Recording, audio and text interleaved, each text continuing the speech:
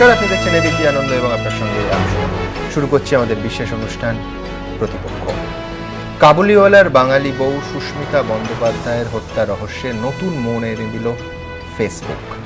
সত্যি সত্যি কি তালিবানরা রয়েছে এই হত্যার পিছনে, নাকি পারিবারিক ঈর্ষা, প্রতিহিংসা, যাকে চলতি কথা আমরা ডোমেস্টিক ভায়োলেন্স বলি?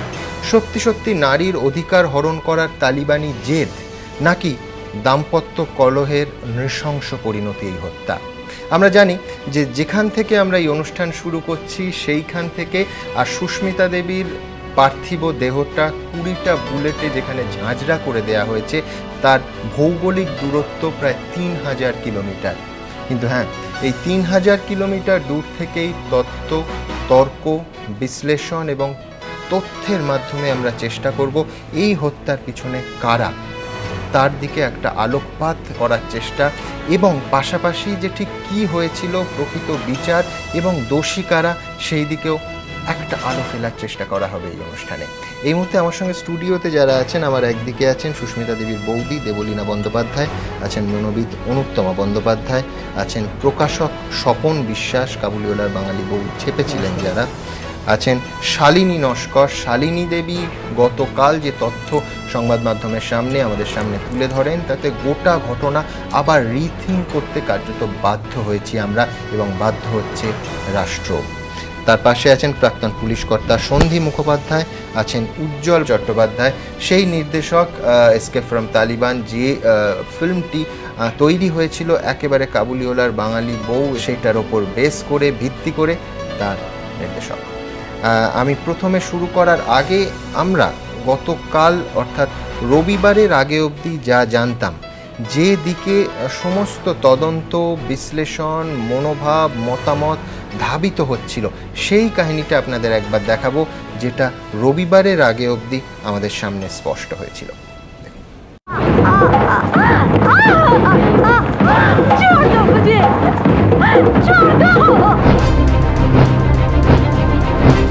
কাবুলিওয়ালার বাঙালি বউয়ের লেখিকা সুস্মিতা বন্দ্যোপাধ্যায়ের মৃত্যুর জন্য দায়ী কে? প্রথম দিন থেকেই অভিযোগের আঙুল তালিবানের দিকেই উঠেছে। 5ই সেপ্টেম্বর বৃহস্পতিবার আফগানিস্তানে খুন হন সুস্মিতা বন্দ্যোপাধ্যায়। আফগান প্রশাসন জানায় সুস্মিতাকে খুন করেছে তালিবান জঙ্গিরা। 6ই সেপ্টেম্বর শুক্রবার সুস্মিতাকে খুনের অভিযোগ অস্বীকার করে তালিবান। 7ই সেপ্টেম্বর শনিবার রাশিয়া থেকে ফেরার পথে বিমানে প্রধানমন্ত্রী মনমোহন সিংহ বলেন তালিবানের হাতে খুন হয়েছেন Sushmita Bandyopadhyay. It is a very sad development. She was living in Afghanistan for a long number of years and she was engaged in important social work. So I feel very sad that such a noble person should have been the victim of the Taliban's wrath. 7ই September শনিবার ওই দিনই ABP আনন্দকে টেলিফোনে দেওয়া সাক্ষাৎকারে সুস্মিতার স্বামী জাবাজ দাবি করেন তালিবানি খুন করেছে সুস্মিতাকে। কিন্তু শনিবার পর্যন্ত যাবতীয় সন্দেহের তীর তালিবানের দিকে গেলেও রবিবার সুস্মিতার ফেসবুক মেসেজ এবং তার বন্ধু শালিনী নস্করের চাঞ্চল্যকর দাবি সুস্মিতা মৃত্যু রহস্যে নতুন মোড় এনে দেয়। এবিপি আনন্দ। শালিনী দেবীকে ধন্যবাদ যে রবিবার তার যে ফেসবুকের পোস্টগুলো আমাদের হাতে আসে, সেটা থেকে ঘটনাটা নতুন আলোয় দেখতে শুরু করি আমরা। কি সেই ডেভেলপমেন্ট দেখুন।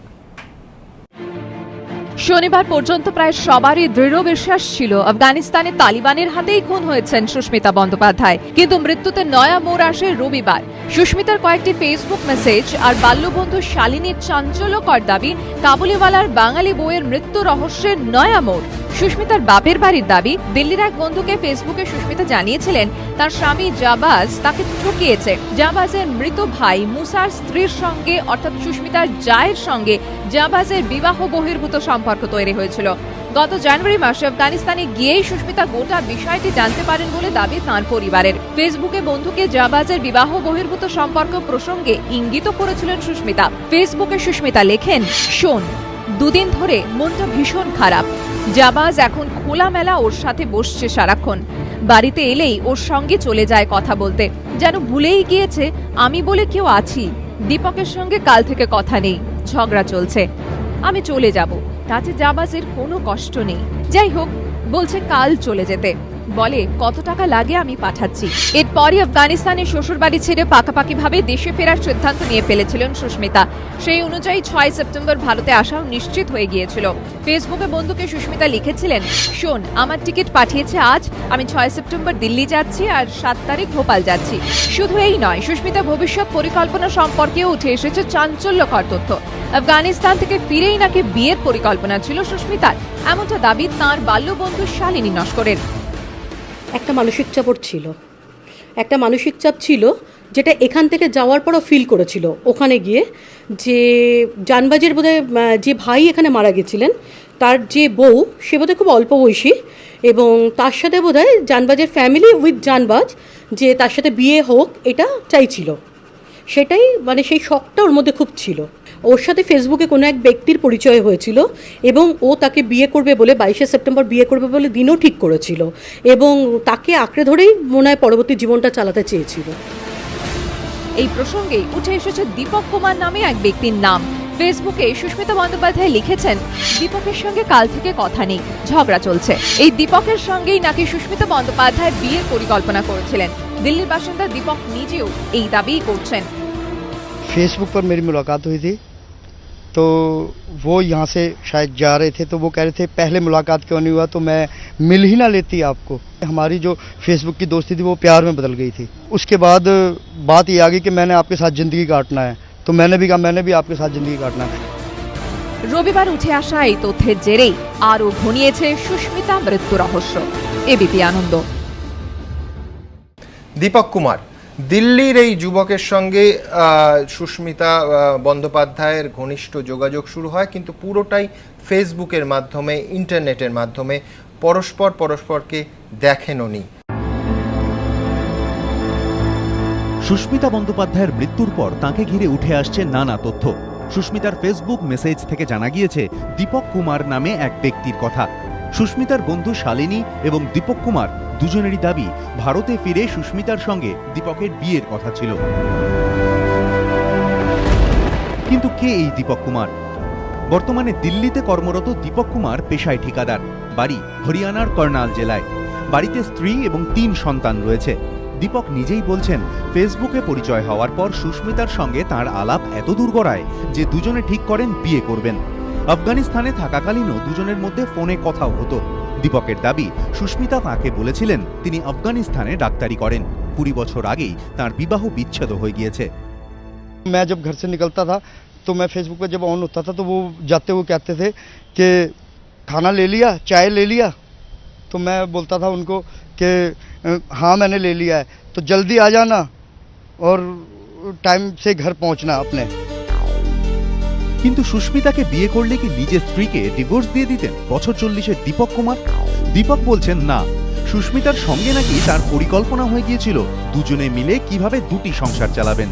उन्होंने कहा अब आपको 2 परिवार चलाना पड़ेगा, और मैं ऐसा करूंगी कि यहाँ से तो मैं रिजाइन दे रही हूँ नौकरी का, तो यहाँ से मैं रिजाइन दे देती हूँ। तो शालिनी से भी मेरी बात हुआ कि रिजाइन दे दो दीदी, तो मैं दिल्ली में आके एक मैगजीन मेरी निकलेगी, वो हर मंथ निकला करेगी, तो उसकी पेमेंट आ गई, हमारे दोनों परिवार चलेंगे और तुम भी कमाओगे उधर से, तो ऐसे हम चलेंगे। ফেসবুকে বন্ধুত্ব, কিন্তু ফেস টু ফেস কোনোদিনও হয়ে ওঠা হলো না। দীপক সুস্মিতার সম্পর্ক থেমে গেল ফেসবুকেই। বিজেন্দ্র সিংহ, এবিপি আনন্দ, নয়াদিল্লি।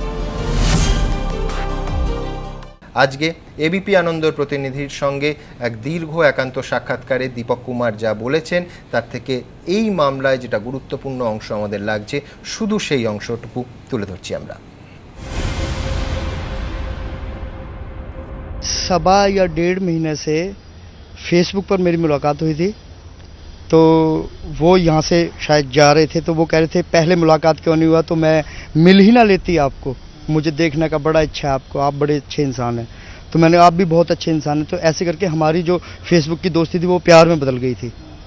तो उसके बाद बात ये आ गई कि मैंने आपके साथ ज़िंदगी काटना है, तो मैंने भी कहा मैंने भी आपके साथ ज़िंदगी काटना है। तो उन्होंने कहा कि मेरी सिस्टर है शालिनी नस्कर, तो वो फेसबुक पर ही है, तो मैं उससे आप मुलाकात करो कि वो इंटरव्यू लेगा तुम्हारा, अगर तुम पास हो गया तो तुम मेरे लिए परफेक्ट है। तो उन्होंने मेरे से इंटरव्यू लिया कि भाई आप उनका साथ दे सकता है, दे दोगे या उनके साथ रह सकते हो, दीदी इस टाइप की है, ऐसे ऐसे करती है। तो मैं उनकी मतलब बातों में परफेक्ट साबित हुआ, तो वो मान गए। उन्होंने कहा कि भाई दीदी को अपनी यानी सुष्मिता जी को कि भाई परफेक्ट है जीजू। मैंने उनको कहा आप शादीशुदा हो, वो कह रहे मुझे प्लीज़ धोखा मत देना, क्योंकि अब से 20 साल पहले मैंने किसी से प्यार किया था और किसी से शादी हुआ था मेरा। तो जब मैंने उसका जांबाज खान से, तो उसका जब मैंने देखा कि उसने कहीं और शादी कर लिया, तो मेरा बड़ा शौक लगा था, तो मुझे हर्ट हो गया था। आप प्लीज़ मुझे शौक नहीं करना। मैं कभी शौक नहीं दूंगा आपको, कभी धोखा नहीं दूंगा। ये सारा वो भी लिखा हुआ है। मैं शादीशुदा हूँ, मेरे 3 बच्चे हैं। उन्होंने कहा अब आपको 2-2 परिवार चलाना पड़ेगा, और मैं ऐसा करूँगी कि यहाँ से तो मैं रिजाइन दे रही हूँ नौकरी का, तो यहाँ से मैं रिजाइन दे देती हूँ। तो शालिनी से भी मेरी बात हुआ कि रिजाइन दे दो दीदी, तो मैं दिल्ली में आके एक मैगजीन मेरी निकलेगी, वो हर मंथ निकला करेगी, तो उसकी पेमेंट आ गई, हमारे दोनों परिवार चलेंगे और तुम भी कमाओगे उधर से, तो ऐसे हम चलेंगे। 4 तारीख को उनका लास्ट बात हुआ। अच्छा, गुड नाइट। वैसे वो रात को जब रोज़ ही मेरा किसिंग होता था, सारी बात होता था, मैं बता नहीं सकता, बहुत सारी अच्छी मेरी मतलब मेरी ज़िंदगी थी वो, और उनको भी मैं बहुत पसंद था। तो उन्होंने मैं उनसे बात नहीं कर पाया रात को, तो उन्होंने गुड नाइट लिखा। तो मेरी सुबह जब नींद खुली, मैं क्योंकि लेट पहुंचा था घर, मेरी नींद खुली, तो नींद खुलने में मैंने सुबह मैसेज देखा, तो अच्छा आप सो रहा है, चलो सो जाइए, मैं भी सोता हूँ, गुड नाइट। तो सुबह मैंने देखा वो ऑनलाइन नहीं थे, तो मैंने फ़ोन किया, फ़ोन स्विच ऑफ। फिर मैंने शालिनी जी ऑनलाइन आए, तो मैंने उनसे पूछा, मैंने कहा आपकी दी का फ़ोन नहीं लग रहा और ऑनलाइन भी नहीं है, आप उनका पता करो कि क्यों नहीं कर रहे मुझे फ़ोन, क्योंकि उन्होंने उस दिन काबुल जाना था। वो कह रहे मैं काबुल जाऊँगा और 6 तारीख को मैं सीधा इंडिया आ जाऊँगा, तो दिल्ली, और दिल्ली आप एयरपोर्ट पे आना 1 नंबर गेट पर, तो वहाँ पर से आप मुझे रिसीव कर लेना, तो फिर हम चलेंगे। तो मैंने कहा चलो ठीक है। और उसके बाद मैं भोपाल चली जाऊँगी, तो भोपाल मेरे अंकल के मेरे एक अंकल हैं, तो मेरी सिस्टर के फ्रेंड, सिस्टर के हस्बैंड नीतीश, उनके साथ मिलकर हॉस्पिटल बना रहे हैं, तो उसका डिज़ाइन वगैरह सारा आप करोगे, क्योंकि आप मेरे हस्बैंड हो, आपसे मेरा शादी होगा।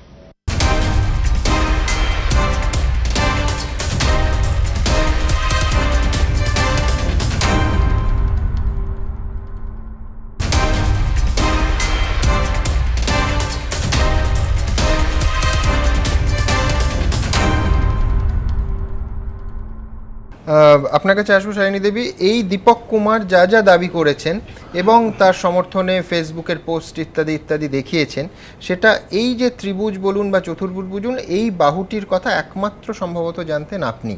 যা দাবি দীপক কুমার করেছেন সেগুলো সত্যি? সবটা ঠিক করেননি। কিরকম? সবটা যেরকম ঠিক করেননি, ওর সাথে যে একটা রিলেশন মানে তৈরি হয়েছিল, সেটাও আমাকে শেয়ার করেছিল, যে ফেসবুক থেকে পরিচয় হয়েছিল। এবার ফেসবুক থেকে পরিচয় হওয়ার পরে ও যে মানে ওনাকে বোধহয় কোনো একটা জায়গায় ভালো মনে করেছিলেন, করে বোধহয় ও ভেবেছিলেন যে ওনাকে বিয়ে করবেন। এই বিয়ে করবেন কথাটা উনি ঠিকই বলছেন, যে কোনো একটা জায়গায় ভেবেছিলেন উনি বিয়ে করবে, ও বিয়ে করবে, ও ইন্ডিয়ায় আসবে, এসে সেটেল হবে। হ্যাঁ, কিন্তু উনি মানে সম্পূর্ণটা উনি ঠিক জায়গায় ঠিক ঠিক বলছেন না। উনি একটা অংশ আমাদের দেখিয়েছেন, তার মধ্যে বহু অংশের ভেতর থেকে একটা পার্ট আমি পড়ে দিচ্ছি বাংলায়। তোমার সঙ্গে দেখা হবে জেনে আমি খুব খুশি, আমার আত্মার সঙ্গে আমার দেখা হবে, আমি এতই খুশি যে ভয় করছে দেখা হওয়ার আগেই আমার হৃদস্পন্দন না থেমে যায়। এই ঘনিষ্ঠতা, এবং দীপক কুমার দাবি করেছেন যে টেলিফোনে কথা হতো, এমনকি লাঞ্চ হয়েছে কিনা, খাওয়া দাওয়া ঠিক মতো হচ্ছে কিনা ইত্যাদি, খুব টেলিফোনেও প্রায়শই কথা হতো। এই বিষয়ে কোনো কিছু আপনার জানা আছে? দেখুন, এই বিষয়টা আমার অতটা ঠিক জানা নেই, এতটা শেয়ারও করতো না। কোন কোন অংশ দীপক কুমার দাবি করেছেন আপনি শুনলেন, যেটা শুনে আপনার মনে হচ্ছে উনি ঠিক বলছেন না? না ঠিক বলছেন না বলতে যে দেখুন ওনাদের মানে ওদের যে রিলেশনটা ওরা কিভাবে সেটাকে নিয়ে যাবে, ঠিক আছে। হ্যাঁ এই জায়গাটা ঠিক উনি বলেছেন যে ও ওই জায়গাটাতে দীপক কুমারের জায়গা মানে ওনার কাছে ও আমাকে বোন বলেই সাব্যস্ত করেছিল, ঠিক আছে, বন্ধু বলে সাব্যস্ত করেনি, আমাকে বোন বলেই ও কিন্তু ওই জায়গাটা সাব্যস্ত করেছিল, ঠিক আছে। এবং উনি কিন্তু আমাকে সেই হিসেবেই আমার সাথে মানে আমাকে সুস্মিতা আমাকে বলে যে এরকম আমার পরিচয় হয়েছে, আমি খুব স্যাটিসফাইড এবং আমি বলছি তোকে একটা রিকোয়েস্ট পাঠাতে, হ্যাঁ তুই একবার একটু দেখ হ্যাঁ যে উনি ঠিক আছেন কিনা। আমি কিন্তু ওকে বলেছিলাম আমার খুব সাধারণ লাগছে লোকটাকে, ঠিক আছে, ভীষণ সাধারণ লাগছে, তুই কিন্তু একটু দেখে নে, একটু বুঝে নে, ঠিক আছে, আরে বিয়ের ডিসিশনটাকে কিন্তু আনিস না, ঠিক আছে।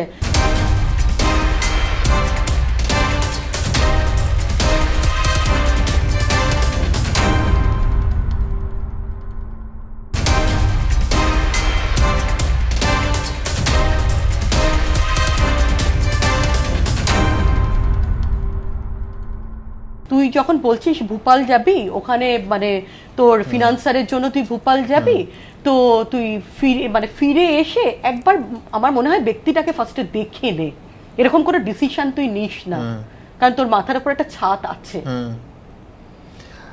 আমি দেবলীনা দেবীর কাছে আসবো। জাহবাজ খান, এখনো পর্যন্ত আমরা যতটা যোগাযোগ করেছি প্রথম দিন ইত্যাদি আমাদের মনে হয়েছে যে শোকে তিনি ভেঙে পড়েছেন, কিন্তু এই যে অংশটা, এই যে আরেকটা ত্রিভুজ যেখানে একদিকে তার দেওর সুস্মিতা দেবীর দেওর মুসা স্ত্রী সুলতান বিবি এবং জাহবাজ খান, এই বিষয়ে উনি তো কলকাতায় খুন হন, অস্বাভাবিক মৃত্যু হয় এই দেওর মুসার, তারপর থেকে কোনোভাবে আপনাদের পার্টে আপনি বা আপনার স্বামী জাহবাজ খানের এই যে তৃতীয় বাহুটি সুলতান বিবি তার বিষয়ে জানতেন বা ইঙ্গিত পেয়েছিলেন? না, কখনোই নয়, কারণ আমার সঙ্গে দিদির বৃহস্পতিবার ইনসিডেন্টটা হয়, তার 12-14 দিন আগেও আমার সাথে ফোনে কথা হয় এবং আমার সাথে যতবারই কথা হয়েছে আমি ততবারই যখন জিজ্ঞাসা করেছি যে তুমি কেমন আছো, ওখানের পরিস্থিতি কি, বা তোমার মানে পরিবারের সবাই তোমাকে কিভাবে নেয়, বরাবরই বলে এসেছে যে ওরা আমাকে ভীষণ ভালোবাসে, ওরা আমাকে ভীষণ রেসপেক্ট করে।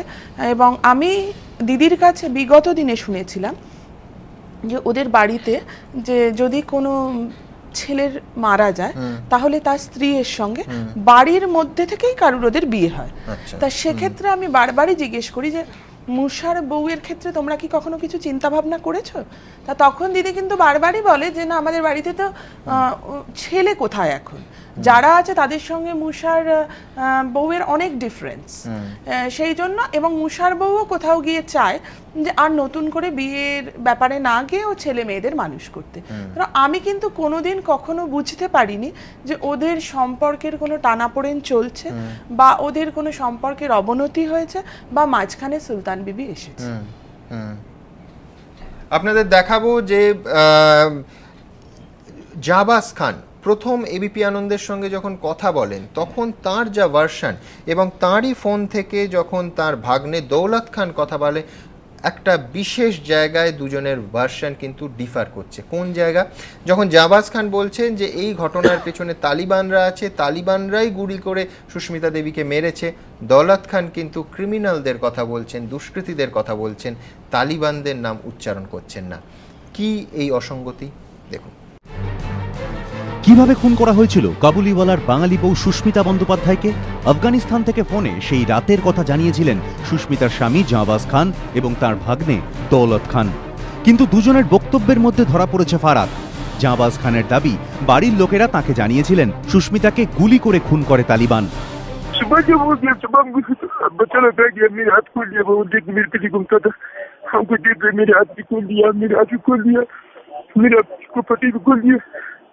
हम जब घर के बोलता कि तो मतलब क्या हुआ तो कोई नहीं बताते, तो मतलब सब रोना धोना, बोला क्या हुआ बच्चों को पता चल गया, बोले तुम्हारा भी मार दिया, खाली बहनों को मार दिया।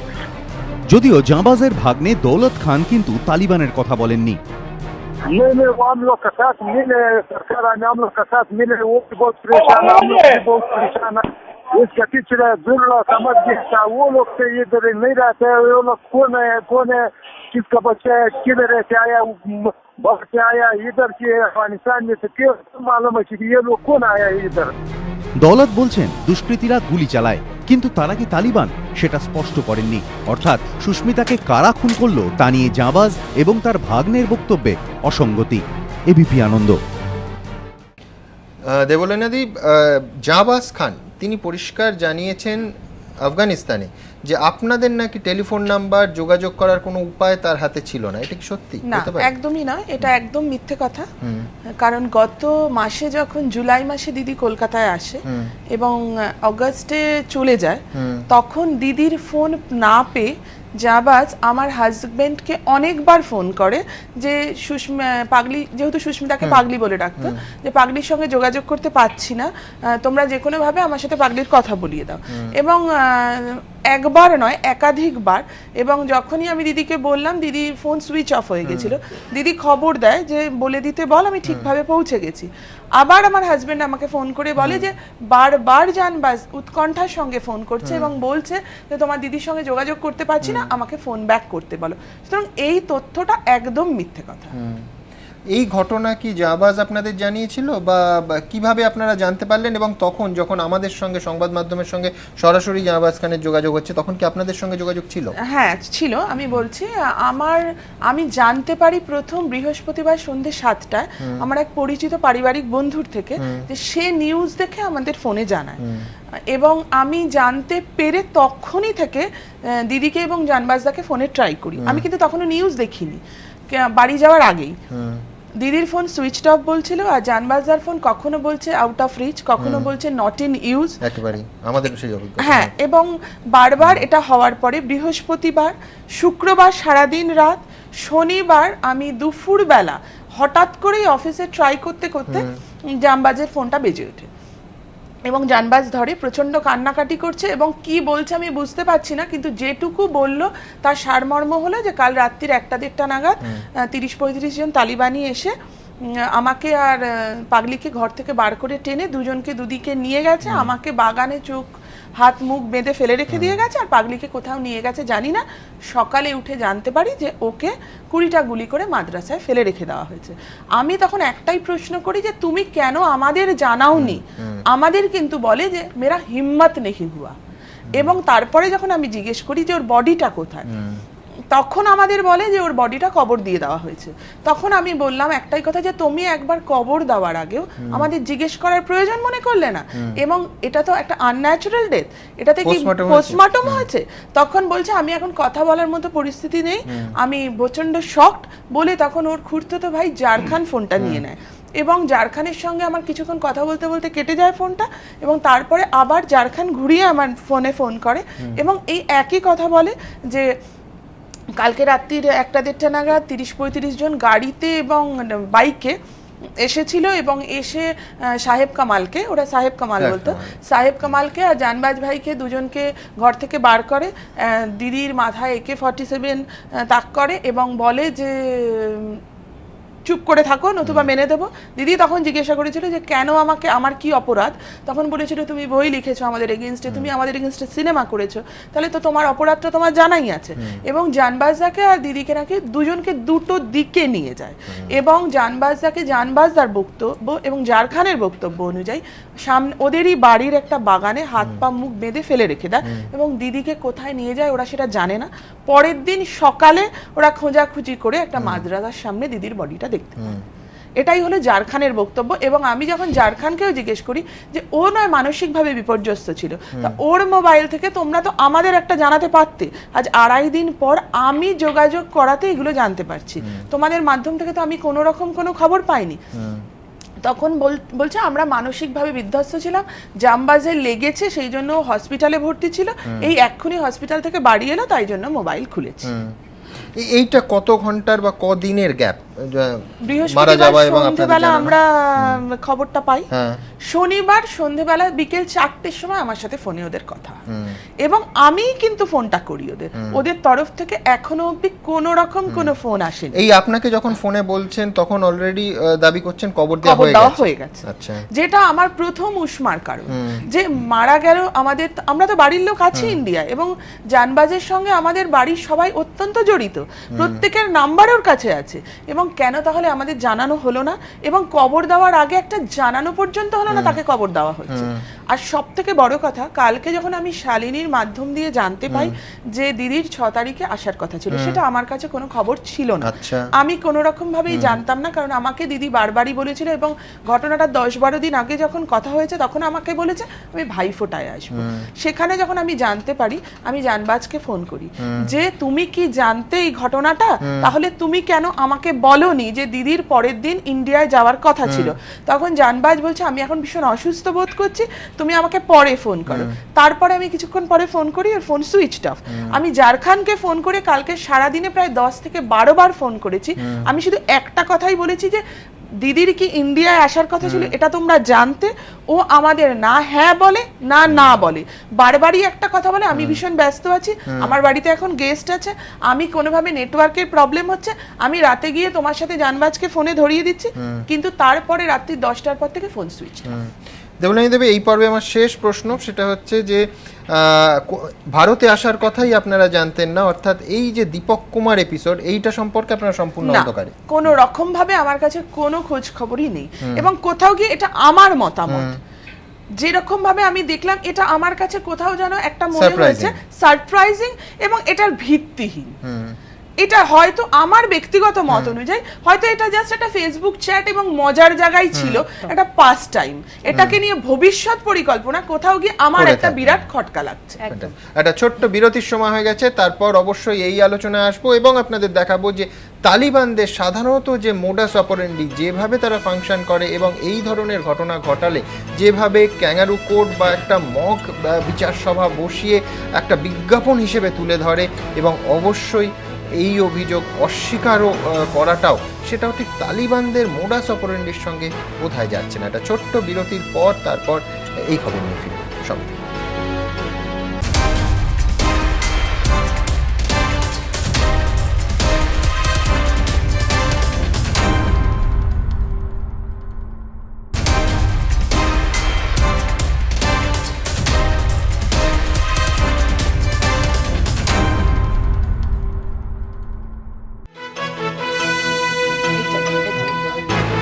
তালিবানদের মোডাস অপারেন্ডি, অর্থাৎ কাউকে যখন শাস্তি দেবে তালিবানরা ঠিক করে, তখন রীতিমতো প্রকাশ্যে ক্যাঙ্গারু কোর্ট বসিয়ে, হ্যাঁ পুরোটাই মক, কিন্তু সেইভাবে তার কারণ কি শাস্তি হবে সেই সিদ্ধান্ত আগেই নেওয়া থাকে, সেইভাবেই তালিবানরা রীতিমতো বিজ্ঞাপন করে শাস্তি দেয়।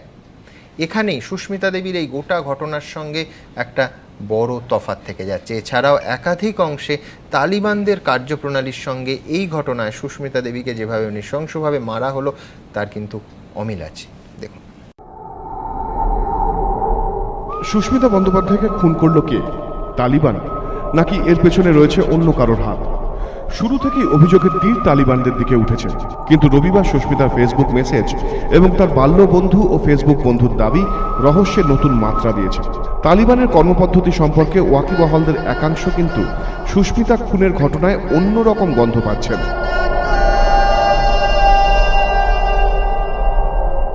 তাদের বক্তব্য, তালিবান যখন কাউকে শাস্তি দেয় তখন ক্যাঙ্গারু কোর্ট বসিয়ে সবার সামনে সাজা ঘোষণা করে প্রকাশ্যে তাকে মেরে ফেলে।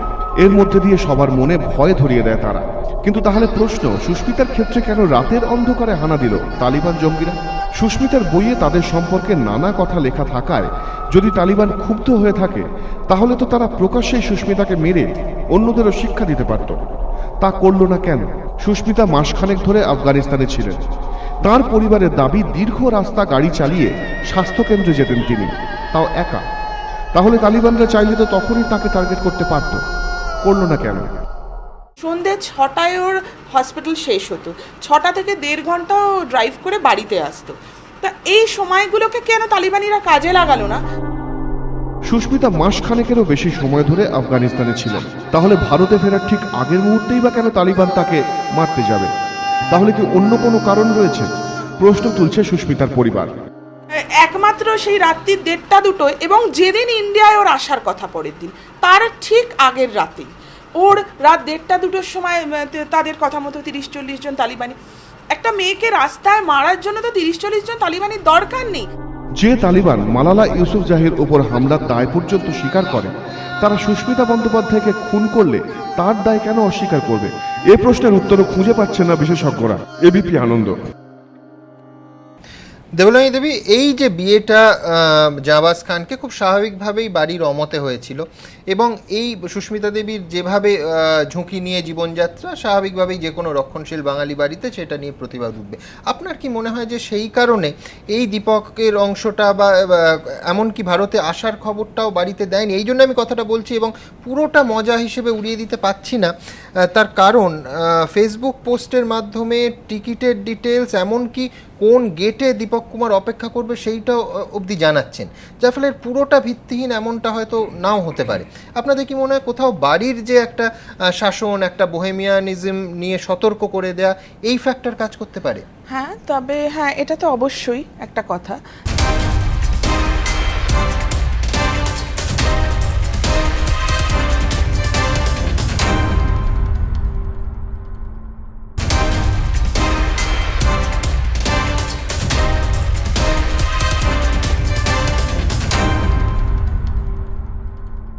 দীপক বাবুকে এই যে দাঁড়াতে বলেছে গেটে, কিন্তু আমি যেটুকু শুনেছি বা জেনেছি যে ও এই কাবুলিওয়ালার বাঙালি বউ এই এটাকে নিয়ে একটা বাংলা সিনেমা করার জন্য প্রচন্ড ফাইন্যান্সের খুঁজছিল এবং কোথাও গিয়ে ভোপালে কারোর সঙ্গে ওর যোগাযোগ হয় এবং সে বলে বুড়ো বলা হয়, হ্যাঁ, এবং সে বলে যে আমি ফাইন্যান্স করব, সেই জন্যই ভোপালে দেখা করতে যাচ্ছিল এবং ভোপালে দেখা করতে যাওয়ার সময় হয়তো সে ভেবেছিল যে আমার ফেসবুক ফ্রেন্ডের সঙ্গে আমি একটা সাক্ষাৎ করব, কিন্তু তার মানে কোথাও গিয়ে আমার মনে হচ্ছে না যে ভবিষ্যৎ সেটেল করার কোনো কথা যে 22 তারিখ বিয়ে করব এমনটা, মন্দিরে গিয়ে বিয়ে করব এমনটা না, হয়তো যেখানে দীপক কুমারও বিবাহিত এবং একটা আমাদের হিন্দুদের মধ্যে দুজন বিবাহিত উইদাউট ডাইভোর্স একটা বিয়ে করার মতো রিলেশনশিপে তো যেতে পারে না। হ্যাঁ, এবং কোথাও গিয়ে আমার মনে হয়েছে এত বোকা কাজটা মনে হয় এই বয়সে এসে উনি করবেন না। হয়তো মজা করতে গিয়ে কোথাও মনে হয়েছিল যে আমি তো যাচ্ছি দিল্লি হয়ে ভোপাল, ঠিক আছে আমি একটু দেখি তাকে চাক্ষুষ বা কি রকম। আমার কোথাও গিয়ে মনে হয়েছে এটা জাস্ট একটা গেম, ভবিষ্যৎ পরিকল্পনা বোধহয় এনাকে নিয়েছিল না। শাইনী দেবী, আপনার কি মনে হয় কতটা ঝুঁকি নিতে ভালোবাসতেন বা এই ধরনের একটা না জেনে ঝাঁপিয়ে পড়ার মানসিকতা কি সুস্মিতা দেবীর ছিল? ঝুঁকি নিতে তো খুবই ভালোবাসতেন, সারা জীবনটাকেই ঝুঁকি নিয়ে চললো। হ্যাঁ, আর এই ব্যাপারটাতে ও কতটা সিরিয়াস ছিল সেটাতে আমারও খুব কোশ্চেন মার্ক আছে। সন্ধিতা, আপনার কাছে আসবো যে যদি মোটিভ ধরি তাহলে কিন্তু জাবাজ খানের মোটিভের কোনো অভাব নেই। একদিকে আমরা জানি না এখনো যে দীপক কুমারের সঙ্গে ইন্টারনেটের সম্পর্ক তিনি জানতেন কিনা, জানলে তো অবশ্যই সেটা মোটিভের একটা বড় অংশ। মুশার স্ত্রীকে স্বীকৃতি দিতে হলে তার একটা অন্যতম কাঁটা সুস্মিতা দেবী এবং তার মতো ব্যক্তিত্ব সম্পন্ন মহিলা চট করে অন্য আফগান মহিলাদের মতো মেনে নেবেন না, এটাই স্বাভাবিক। এবং মানে আমি আফগানিস্তানের একজন পুরুষের মানসিকতায় যে একজন মেয়ে ছেড়ে চলে যাচ্ছে এটা মেনে নেওয়া, মানে ছেলেরা মেয়েদের ছেড়ে চলে যাবে এটাই স্বাভাবিক, কিন্তু উল্টো দিকের ব্যাপারটা হচ্ছে সে ভারতে চলে আসছে এবং তাকে জানিয়ে দিয়েছে ফেসবুক অনুযায়ী যে আর কখনো ফিরবো না বা ফেরার চান্স কম, সেইটা কি মেনে নেওয়া সম্ভব? আপনার জাবাজ খানের মোটিভ নিয়ে কি মনে হচ্ছে? যথেষ্ট সন্দেহ করার কারণ আছে, কারণ যেটা আগে বারবার যে ঘটনাগুলো আমরা খবর কাছ থেকে চিনেছি, তালিবানরা যেভাবে প্রচার পাওয়ার জন্য তারা খুন করে এবং তারপর সেটা খুব বড় করে আন্তর্জাতিক খবর হয় এবং সুস্মিতা দেবীকে এবং ওর যা পরিচিতি দেশে নানান জায়গায় এবং তাকে খুন করলে যে একটা খুব বড় প্রচার হবে সেটা তো ওদের জানারই কথা। সেটা একেবারেই এইভাবে এবং এই যেভাবে ঘটনাটা ঘটেছে যেটা উনিও বললেন, আমার যথেষ্ট সন্দেহ করার কারণ যে সুস্মিতা দেবীকে তালিবানেরা খুন করেছে, যেটা জাহাঙ্গীর প্রথম থেকে সোচ্চারে দাবি করছিলেন, সেটা মনে হয় বিশ্বাসযোগ্য নয়। এবং আসলে অনেক প্রচারের মধ্যে সুস্মিতা দেবী থাকতেন, কিন্তু আসলে মনে অত্যন্ত অসহায় ছিলেন, বড্ড নিঃসঙ্গ ছিলেন, সবার কাছে সম্মান বাঁচিয়ে নিজের অস্তিত্বটুকু টিকিয়ে রাখা এবং ওই পরিবেশে এত জটিলতা, কারো কাছে খুব অসহায় বলতেও চাইতেন না, বিশেষ করে পরিবারের কাছে, মানে সবকিছুর মধ্যে অত্যন্ত ট্রাজিক একটি জীবন। আমার মনে হয় এটা যথেষ্ট কারণ আছে ভাবার যে এটা খুনটা অবশ্যই এটা তালিবানেরা হত্যা করেছে না মেনে নিয়ে তদন্তটা করা দরকার এবং তার বিশেষ করে তার স্বামী, যেটা আপনি বললে যে বাড়ি থেকে, এবং আমার মনে হয় চলে আসার সময় টিকিট কাটা, এই সব কিছু বা এই যে দীপক কুমার তার সঙ্গে পরিচিত হওয়া, সবটার পিছনে ওই জাহামাজের একটা ওই একটা হিংস্র পৌরুষ কাজ করেছে, যে কারণে ওই দেশ থেকে একটা মেয়ে চলে আসবে ওর হাতের মধ্যে থেকে, যতই তো সেটা কখনোই মেনে নিতে পারে। ঠিক এইখানে সন্ধিতা পরের প্রশ্নটা আমার, সেটা হচ্ছে ধরুন 6ই সেপ্টেম্বর দিল্লির ফ্লাইট ধরার কথা, 5ই সেপ্টেম্বর যদি তাকে সেই ফ্লাইট ধরতে হয়, 9 ঘন্টার জার্নি, সুতরাং শ্বশুর বাড়ি থেকে কোনোভাবেই মানে তাকে বেরিয়ে আসতে হচ্ছে 5 তারিখ, যেদিন রাতে তাকে খুন হতে হচ্ছে। অর্থাৎ এইটা মানে আমরা যদি জাস্ট তথ্যগুলো যোগ করি, তাহলে কোনোভাবে কি তাকে বাড়িতে আটকে দেয়া হয়েছিল, মানে তিনি যাতে বিমান ধরতে না পারেন? তার কারণ দীপক কুমার এবং শালিনী দেবী দুজনকেই তিনি জানিয়েছেন যে ওই দিন অর্থাৎ 5 তারিখ আগের দিন রাত্রিবেলা তিনি বেরিয়ে আসবেন বাড়ি থেকে, এবং যে হাসপাতালে তিনি চাকরি করেন সেই হাসপাতালের মালিকের বাড়ি, যেটা কাবুলে, যেখান থেকে তাকে বিমান ধরতে সুবিধা হবে, সেখানে তিনি থাকবেন। কিন্তু তার দেহ পাওয়া গেল বাড়িতে, অর্থাৎ তাকে আটকে দেওয়ার সম্ভাবনা উড়িয়ে দেওয়া যাচ্ছে না। না, অবশ্যই এখান থেকে ওই টেলিফোনে 2-4টে ওরা ওখান থেকে কথা বলেছে বা উনি করেছে, তার সেটা তো আর দিয়ে সমস্ত পরিস্থিতিটাকে একবারে বিচার করা যায় না।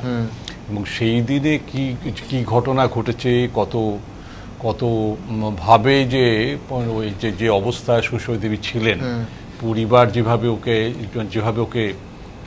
কিভাবে ওর সঙ্গে ব্যবহার করেছে, যে কত অত্যাচার করেছে, কিভাবে আটকেছে, কি হয়েছে, তো জানার এখান থেকে উপায় নেই। তবে অবশ্যই, এবং এটা আমার মনে হয় যে এই যে সমস্ত ঘটনাটার পরিপ্রেক্ষিতে এবং ওর ওখান থেকে চলে আসার ইচ্ছে, বা নিশ্চয়ই এটা এখন মানে অনেক দিন ধরেই হয়তো বা বেশ কিছুদিন ধরেই কোথাও একটা মনে হচ্ছিল যে এত কিছু ছেড়ে, সব ছেড়ে, জীবনের পরিবার পরিজন পরিচিতি, তার জীবনের নিয়ম ছেড়ে এখানে এসে থাকাটা, ওটা একেবারেই অর্থহীন যে মুহূর্তে মনে হচ্ছিল। আর ওই রকম একটি জায়গায় সেখান থেকে যে মানে আর আসার ইচ্ছে, এবং এদের জানারই কথা যে উনি চলে আসতে চাইছেন শব্দ, এবং জাহাবাজ এত হতে পারে যে সুষমা দেবীকে উনি ভালোবাসতেন ওর মতো করে। অ্যাকচুয়ালি ভালোবাসার তো নানান ফর্ম, উনি তো বলবেন আছেন, তার সেই ভালোবাসার মধ্যে হিংস্রতা, অত্যাচার, তার আধিপত্য, এটাও আবার পাশাপাশি অন্যদিকে আরেকটি মহিলার সঙ্গে সম্পর্ক।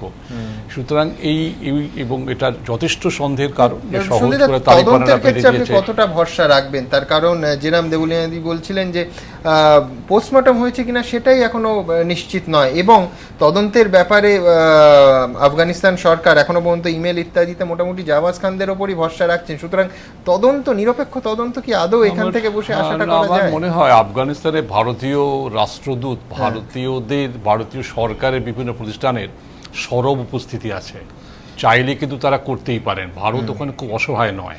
সুতরাং সরকার, প্রধানমন্ত্রী যেখানে ওকে যেভাবে বলা হয়েছে, উনি বলেছেন, প্রধানমন্ত্রী যেখানে যে বলেছেন, আমার মনে হয় ভারত সরকারের পক্ষে এটা তদন্ত করে সত্য ঘটনা জানানোটা খুব শক্ত বলে আমার মনে হয় না। এটা সম্ভব এবং এটা অবশ্যই হওয়া উচিত, কারণ এর একটা আন্তর্জাতিক একটি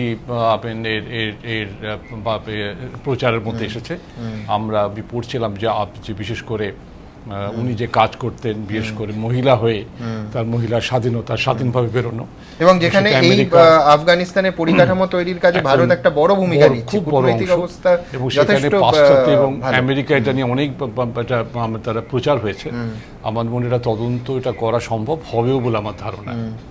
আমি অনুত্তমার কাছে যাব। অনেক বড় জায়গা থেকে জিনিসটা যদি একটা দেখার চেষ্টা করি, যে এই দীপক কুমার বলছেন যে 1-1.5 মাসের সম্পর্ক, তার ভেতরে আমি যদি দেবুলিয়াদির কথায় মানে বিয়ে সিরিয়াসলি নিয়েছেন কিনা সেই পার্টটা বাদও দিই, কিন্তু এইখানে একটা প্রেমের সম্পর্ক কতটা গভীর হতে পারে, এবং যেখানে ফেসবুকের অ্যাকাউন্টের নামটাই সুস্মিতা নয় নীলাঞ্জনা, মানে এই যে একটা শব্দবন্ধ ইংরেজিতে চমৎকার চলছে এখন, কমিউনি ফেকিং, যে সবাই আছে, ফেসবুকে আছে, অর্কুটে আছে, অন্য নামে, অন্য পরিচয়, কেউ নিজের সত্যিকারের ছবি দিচ্ছেন, কেউ বন্ধু বান্ধবের ছবি দিচ্ছেন, এমনকি ঋত্বিক রোশনের ছবিও দিয়ে দিচ্ছেন। তো এই যে পুরোটা মিথ্যের ওপর তৈরি একটা প্রকাণ্ড প্রাসাদ, এটা কতটা ধাক্কা খাবে? মানে সুস্মিতা দেবী যথেষ্ট পরিণত বয়সে, আমরা যদি অ্যাডোলেসেন্স বা টিনেজারদের কথা ভাবি, এই স্বপ্নের জগৎ এমনিতেই তো লং ডিস্টেন্স রিলেশনশিপের অজস্র সমস্যা, তারপরে মিথ্যের ওপর তৈরি যদি কোনো জগৎ থাকে সেটা খান খান হতে কতদিন লাগে? আমার মনে হয় সুমন, আমি মিথ্যেটাকে একটা শব্দ দিয়ে একটু রিপ্লেস করব, হ্যাঁ। কল্পনা। আচ্ছা। অনেক সময় যেটা হতে পারে, যদি চারপাশে শুধুই খুব অপ্রীতিকর পরিস্থিতি থাকে, এবং একটা দিক আমার ওনাদের কথা শুনতে শুনতে বারবার মনে হচ্ছিল যে যে মানুষটির জন্য তিনি এত বিরোধিতাকে অগ্রাহ্য করে আবার ফেরত গেলেন, চোখের সামনে দেখছেন তিনি একটি অন্য সম্পর্কে আছে, এটা কিন্তু আমার আমিত্ব একটা খুব বড় ধাক্কা। তখন সেখান থেকেও কিন্তু মনে হতে পারে যে দেখো, আমিও তোমায় দেখিয়ে দিতে পারি, আমিও কিন্তু এখনো যথেষ্ট ডিজায়ার্ড, আমাকে অন্য লোকে পছন্দ করতে পারে, আমার প্রতি অ্যাট্রাক্টেড হতে পারে। এবং এই যে আমাকে নিয়ে আমার একটা কল্পিত সেলফ, যেটাকে আমি এখনো নিজেকে অন্যভাবে মেলে ধরতে পারি, তার সব থেকে ভালো মাধ্যম কিন্তু অ্যাকচুয়ালি হতে পারে ভার্চুয়াল ওয়ার্ল্ড। কারণ সেখানে আমার সত্যতাটাকে পুরোপুরি দেখানোর কোনো প্রয়োজন ওদিক থেকেও থাকবে না, কারণ সেও তার সত্যতা দেখাচ্ছে না। এই আড়ালটা এখানে একটা বড় অস্ত্র হয়ে দাঁড়ায়, যেখান থেকে আমার মনে হচ্ছে যে এই আদান প্রদানের মধ্যে কোথাও একটা ওদের যে সম্পর্কের বা দাম্পত্যের একটা বিরাট ফাঁক, সেটা ভরাট করারও দিক যেমন ছিল, স্বপ্নভঙ্গ, এবং কোথাও যেন এটাও ছিল যে আমি তোমায় দেখিয়েও দিতে পারি, আমি কিন্তু নতুন করে আবার জীবন ভাবতে পারি, এবং আমার এখনো জীবনে অন্য কারুর কাছে চাহিদা আছে যেটা তোমার কাছে হয়তো এই মুহূর্তে নেই। এইটা আমার মনে হয় একটা বার্তার জায়গা থেকেও তার কিন্তু মনে হতে পারে। পাশাপাশি যেটা আমার মনে হচ্ছে যে একটা কম্প্যানিয়নশিপের নিডও কিন্তু থাকতে পারে, মানে নট নেসেসারিলি যে সত্যি ওরা বিয়ে করে একসাথে থাকবেন এতটা দূরত্বে উনি হয়তো নাও ভেবে থাকতে পারেন। অনেক সময় এইখানে আমি একটা প্রশ্ন করি, সেটা হচ্ছে যেখানে ভারতে চলে তার সঙ্গে দেখা করছেন, কোথায় দাঁড়াতে হবেন বলে দিচ্ছেন, এবং তার 3টি সন্তান, স্ত্রী আছে, সুস্মিতাও বিবাহিত, তো এই যে আরেকটা কল্পনার জগৎ যে সবাই একসঙ্গে থাকবো, একটা ম্যাগাজিন হবে, সেখান থেকে সবার একসঙ্গে সংসার চলবে, মানে এটাও তো আরেকটা কল্পনার উপর তৈরি আরেকটা কল্পনার স্তম্ভ। ইনফ্যাক্ট আপনি যদি দেখেন ওর বরাবরের যদি লাভ অবজেক্ট সিলেকশনটা দেখেন, সেখানে কিন্তু একটা অদ্ভুত চ্যালেঞ্জ রয়েছে। মানে একটি সুপুরুষ কাবুলিওয়ালাকে দেখে বহু মহিলাই আকৃষ্ট হতে পারেন, কিন্তু তার বউ হয়ে সত্যি সত্যি অন্য দেশে চলে যাওয়া কজন বাস্তবায়িত করবে? ব্লাইন্ড রোমান্টিসিজম একদম।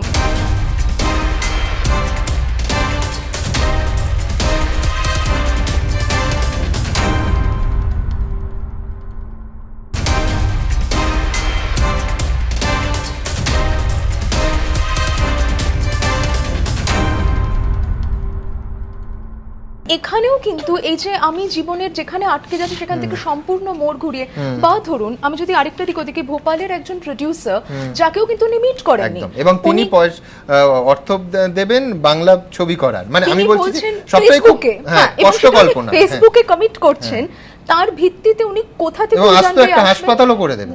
এটার একটা ছোট্ট কথা আছে, এই যে আপনি যেটা বললেন না যে এটা কল্পনা করে ও কোথা থেকে কোথায় চলে আসছে, এই আগে যে জুলাই মাসে ও যেটা ক্যালকাটাতে যখন আসলো, সেটাও কিন্তু একটা র্যাকেটে পড়ে ক্যালকাটায় চলে আসলো।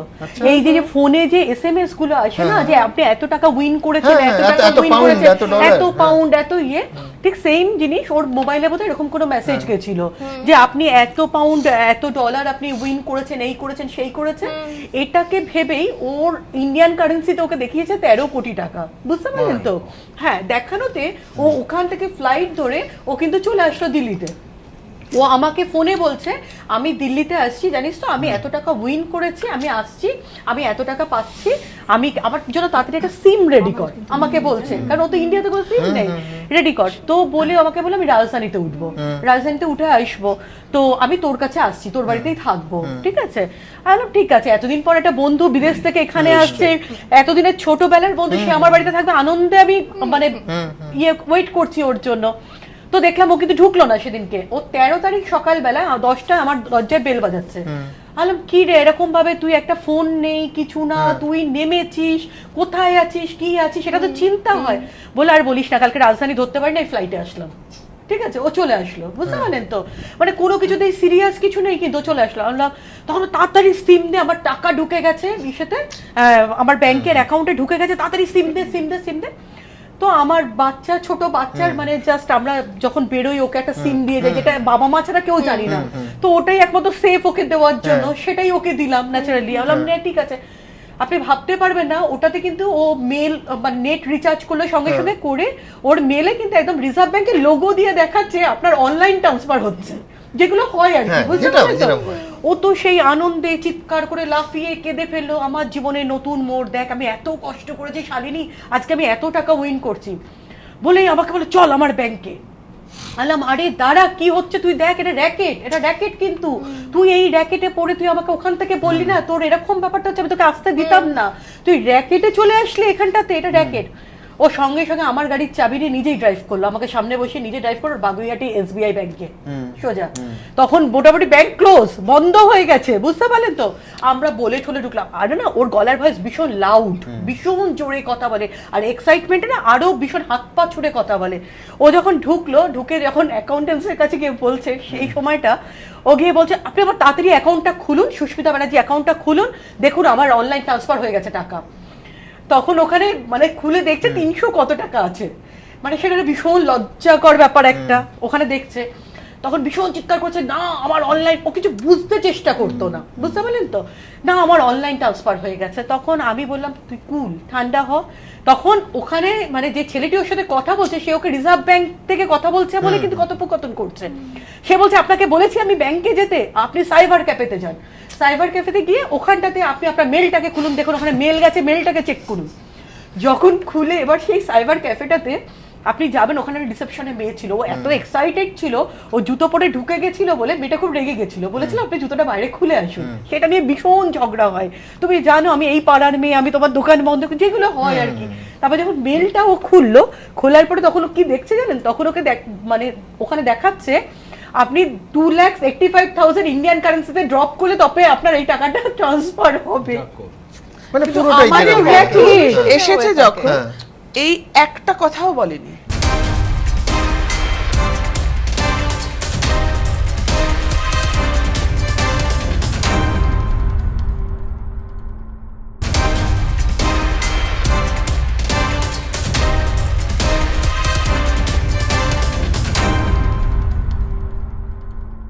আমাদের বললো যে আমার তো ভিসা 6 মাসের চেয়েছিলাম, 3 মাসের পেয়েছি, তো আমার তো অনেক দিন হয়ে গেল, বরঞ্চ আমি একবার ইন্ডিয়া ঘুরে যাই। কারণ কোথাও গিয়ে জানতো, এবং কি বলেন ওদের বাড়িতে এই কথাগুলো বললেই মানে আমার হাজবেন্ড তাহলে আসতেই দেবে না ওকে। আসলে আমার মনে হয় আপনার বা আপনাদের পরিবারের স্বরটা যুক্তির স্বর ওনার কাছে। ওনার যে নিজে একটা কোনো জীবনের কোথাও থেকে একটা কোনো প্রলোভন বা হাতছানিতেই উনি যে স্বপ্নটা গড়ে নিচ্ছেন, জানেন তো এখানে একটা কথা আছে, এই জায়গাটা যদি আপনি একটু দেখবেন তো ও যখন ওখান থেকে আসছে, ও কিন্তু জানবাজকে বলে এসেছে আমি এত টাকা পাচ্ছি, আমি আসছি, ঠিক আছে। ও কিন্তু জানবাজ কিন্তু মানে হাসি মুখে কাবুল এয়ারপোর্টে ছেড়ে গেছে, ওখান থেকে কিন্তু ও এসছে, এবং পরের দিন কিন্তু বাই ফোন জানাচ্ছে আমি এটা র্যাকেটে পড়ে গেছি, ঠিক আছে। ও যে ঈদের শপিং করবে খুব কষ্ট করেই সব শপিং গুলো করে নিয়ে গেছে এখান থেকে। আচ্ছা, শপিং করে যখন ফিরে গেল, হ্যাঁ ওখানে ফিরেও গেল, 2বার ফ্লাইট ওর মিস করলো, সবকিছু করলো, কিন্তু ফিরেও গেল। এবার ফিরে যাওয়ার পরে এবার যখন ও ইন্ডিয়াতে আসছে, তখনই দেখুন ইনসিডেন্টটা ওর, কারণ এবার কিন্তু কোনো মানির ব্যাপারটা ছিল না। একদম। এইখানে আমার পরের প্রশ্নটা যে সত্যি সত্যি আরেকটা কথাও শোনা যাচ্ছে যে জাবাজ বা তার পরিবার কি মানে এটিএম কার্ডের মতো সুস্মিতাকে ব্যবহার করতো, অর্থাৎ আর্থিকভাবে কতটা ডিপেন্ডেন্ট ছিল এই পরিবারটি বা জাবাজ খান সুস্মিতা দেবীর ওপর? দেখুন সুস্মিতা যেটা বলেছিল যে ও প্যারামেডিক্যাল জব করে ও যে টাকাটা স্যালারি পায় সেই টাকাটাতে কিন্তু ওর সংসারটা চলে, এবং মাসের ওই দিনটাতে ওর ফ্যামিলি কিন্তু ভীষণ ওয়েট করে ও স্যালারিটা নিয়ে আসবে। এবং আমি ওকে জিজ্ঞেস করেছিলাম তোরা কি খাস, এগুলো জানতে ইচ্ছে করেছিল খুব। ও তখন বলেছিল জানিস তো এরকম 50 কেজি আটার বস্তা 5খানা বস্তা লাগে আমাদের মাসে, এত বড় ফ্যামিলি, আর সবারই বোধহয় বাড়িতে গরু এরকম থাকে, যাতে বোধহয় ওই দুধ সকালবেলা দুধ আর রুটি খেত, সবাই 1 কাপ করে চা আর রুটি, ওই দুধের চা আর রুটি এরকম খেত, আর রোজ খালি বলতাম রাজমা রুটি খেয়েছি, রাজমা রুটি। একদিন আমি বললাম দেখ তেরি তুই কি রাজমা রুটি খাস, তুই এত খেয়ে মানুষ, তুই নিজে একটু কিছু বানিয়ে নিতে পারিস না। কমিউনিফেকিং যে শব্দটায় আমাদের দৃষ্টি আটকেছে, অর্থাৎ একাধিক মানুষ তাদের পরিচয়, নাম, ছবি সবটাই মিথ্যের ওপর ধাপে ধাপে দাঁড়িয়ে ওঠা একটা সম্পর্ক বা একটা স্বপ্ন যা মুহূর্তে ভেঙে খান খান হয়ে যায়। দেখুন, হাত বাড়ালেই বন্ধু সবাই পায় না, বাড়ালে হাত বন্ধু সবাই হয় না। ফেসবুকের জগতে কিন্তু একেবারে উল্টো ছবি। এখানে একটা ক্লিকেই বন্ধুতা, যেমনটা হয়েছিল কাবুলিওয়ালার বাঙালি বউ সুস্মিতা বন্দ্যোপাধ্যায়ের ক্ষেত্রে। তার সঙ্গে ফেসবুকেই আলাপ জনৈক দীপক কুমারের। সেই আলাপ ক্রমশ ডানা মেলেছিল। ফেসবুক আলাপেই নাকি সম্পর্ক গড়িয়েছিল অনেক দূর, প্রায় বিয়ে পর্যন্ত। हमारी जो फेसबुक की दोस्ती थी वो प्यार में बदल गई थी। तो उसके बाद बात ये आ गई कि मैंने आपके साथ ज़िंदगी काटना है, तो मैंने भी कहा मैंने भी आपके साथ ज़िंदगी काटना है। मैंने उनको कहा आप शादीशुदा हो, वो कह रहे मुझे प्लीज़ धोखा मत देना, क्योंकि अब से 20 साल पहले मैंने किसी से प्यार किया था और किसी से शादी हुआ था मेरा। तो जब मैंने उसका जांबाज खान से, तो उसका जब मैंने देखा कि उसने कहीं और शादी कर लिया, तो मेरा बड़ा शौक लगा था। ফেসবুক এক অন্য জগৎ, এক আজব জগৎ। অনেকে আবার নিজের পরিচয় আড়াল করেন। এমনকি ফেসবুকে যিনি নিজেকে মেয়ে বা ছেলে বলে পরিচয় দিচ্ছেন, তিনি যে সত্যিই মেয়ে বা ছেলেই হবেন তারও কোনো নিশ্চয়তা নেই।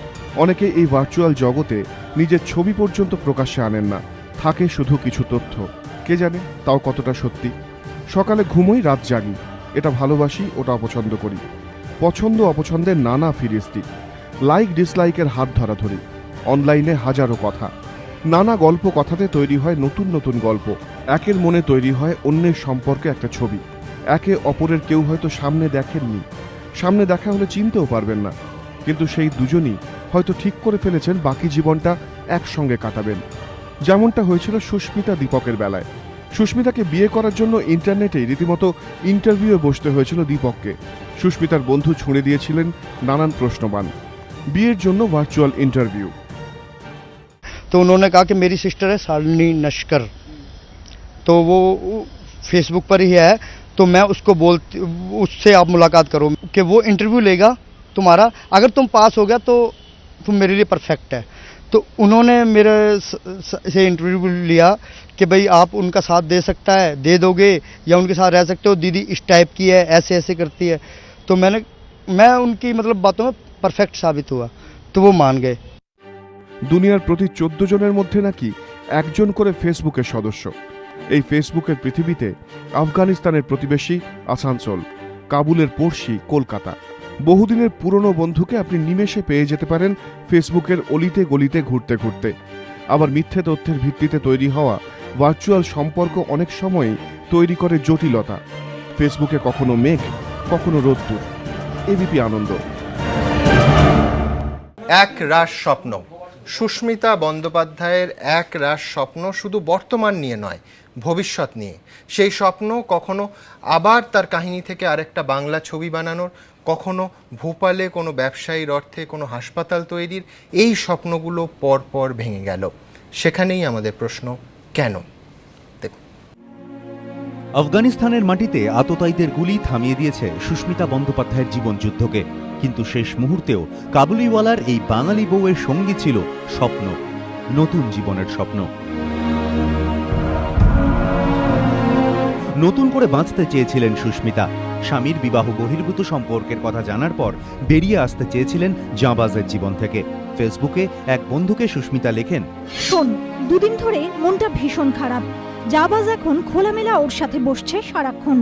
বাড়িতে এলেই ওর সাথে চলে যায় কথা বলতে, যেন ভুলেই গিয়েছে আমি বলে কেউ আছি। সুস্মিতার বাল্যবন্ধুর দাবি, আফগানিস্তান থেকে ফিরে ফের বিয়ে করার পরিকল্পনা করেছিলেন তিনি। ওর সাথে ফেসবুকে কোনো এক ব্যক্তির পরিচয় হয়েছিল এবং ও তাকে বিয়ে করবে বলে 22শে সেপ্টেম্বর বিয়ে করবে বলে দিনও ঠিক করেছিল, এবং তাকে আঁকড়ে ধরেই মনে হয় পরবর্তী জীবনটা চালাতে চেয়েছিল। তালিবানি রক্তচক্ষু এড়িয়ে আফগানিস্তান থেকে পালিয়ে এসেছিলেন কলকাতায়। নিজের যন্ত্রণার কথা লিখেছিলেন কাবুলিওয়ালার বাঙালি বউয়ে। এবছরের শুরুতে সুস্মিতার সঙ্গে শেষবার কথা হয়েছিল সেই প্রকাশনা সংস্থার কর্ণধারের। সুস্মিতা বলে গিয়েছিলেন আফগানিস্তান থেকে একটি উপন্যাস লিখে এনে দেবেন তাকে। লাস্ট আমার সাথে কথা হয়েছিল ফেব্রুয়ারি মাসে 2013-তে। উনি যখন আফগানিস্তানে যাবেন বলে মনস্থির করেছেন, আমার কাছে যখন এলেন এবং আমাকে বলে গেছেন ফেরার পরে আমি ওখান থেকে একটা ভালো উপন্যাস লিখে এনে আপনাকে আমি দেব।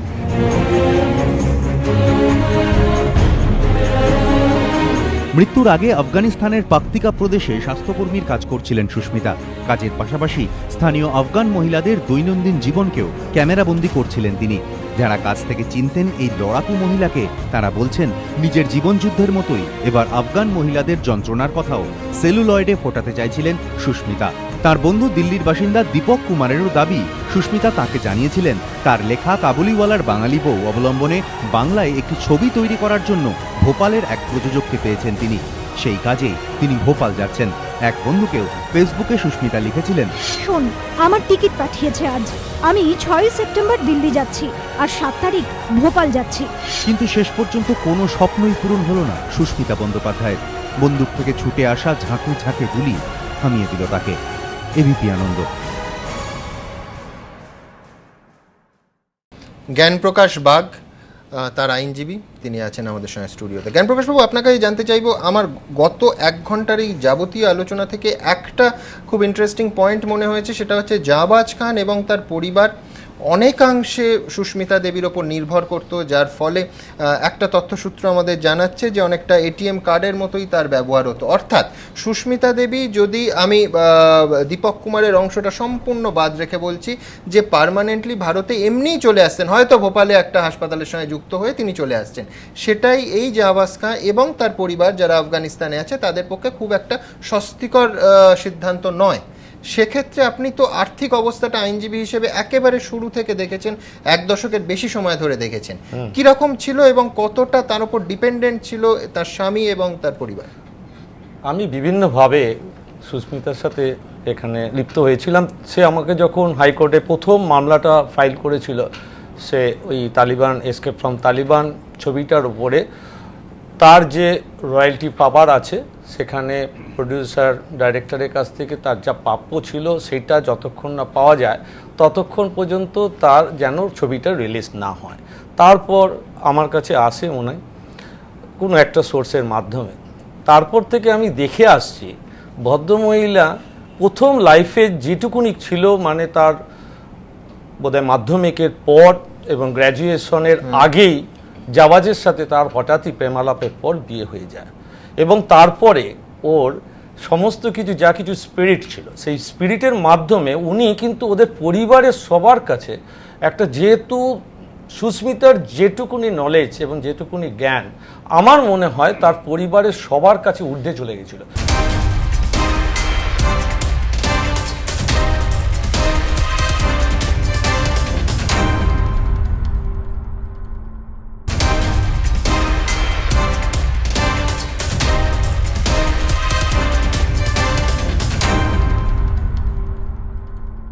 সুস্মিতার যা কিছু ওর ভেতরের ইন্সপিরেশন, ওর যে স্কিল অফ রাইটিং, সেটা আমি দেখেছিলাম যে ওর আরেকটা পার্ট আছে যেটাতে আশ্চর্যজনকভাবে আমি ওকে অনেক সময় আমার থেকে বড় আমি বকাঝকা করতাম, অনেক সময় অনেক রকমভাবে বলতাম এখন আসবেন না, আপনি চেম্বার ছেড়ে চলে যান, আজকে আসবেন না, আজকে এখানে এই সময় অ্যাপয়েন্টমেন্ট নিয়ে আসবেন।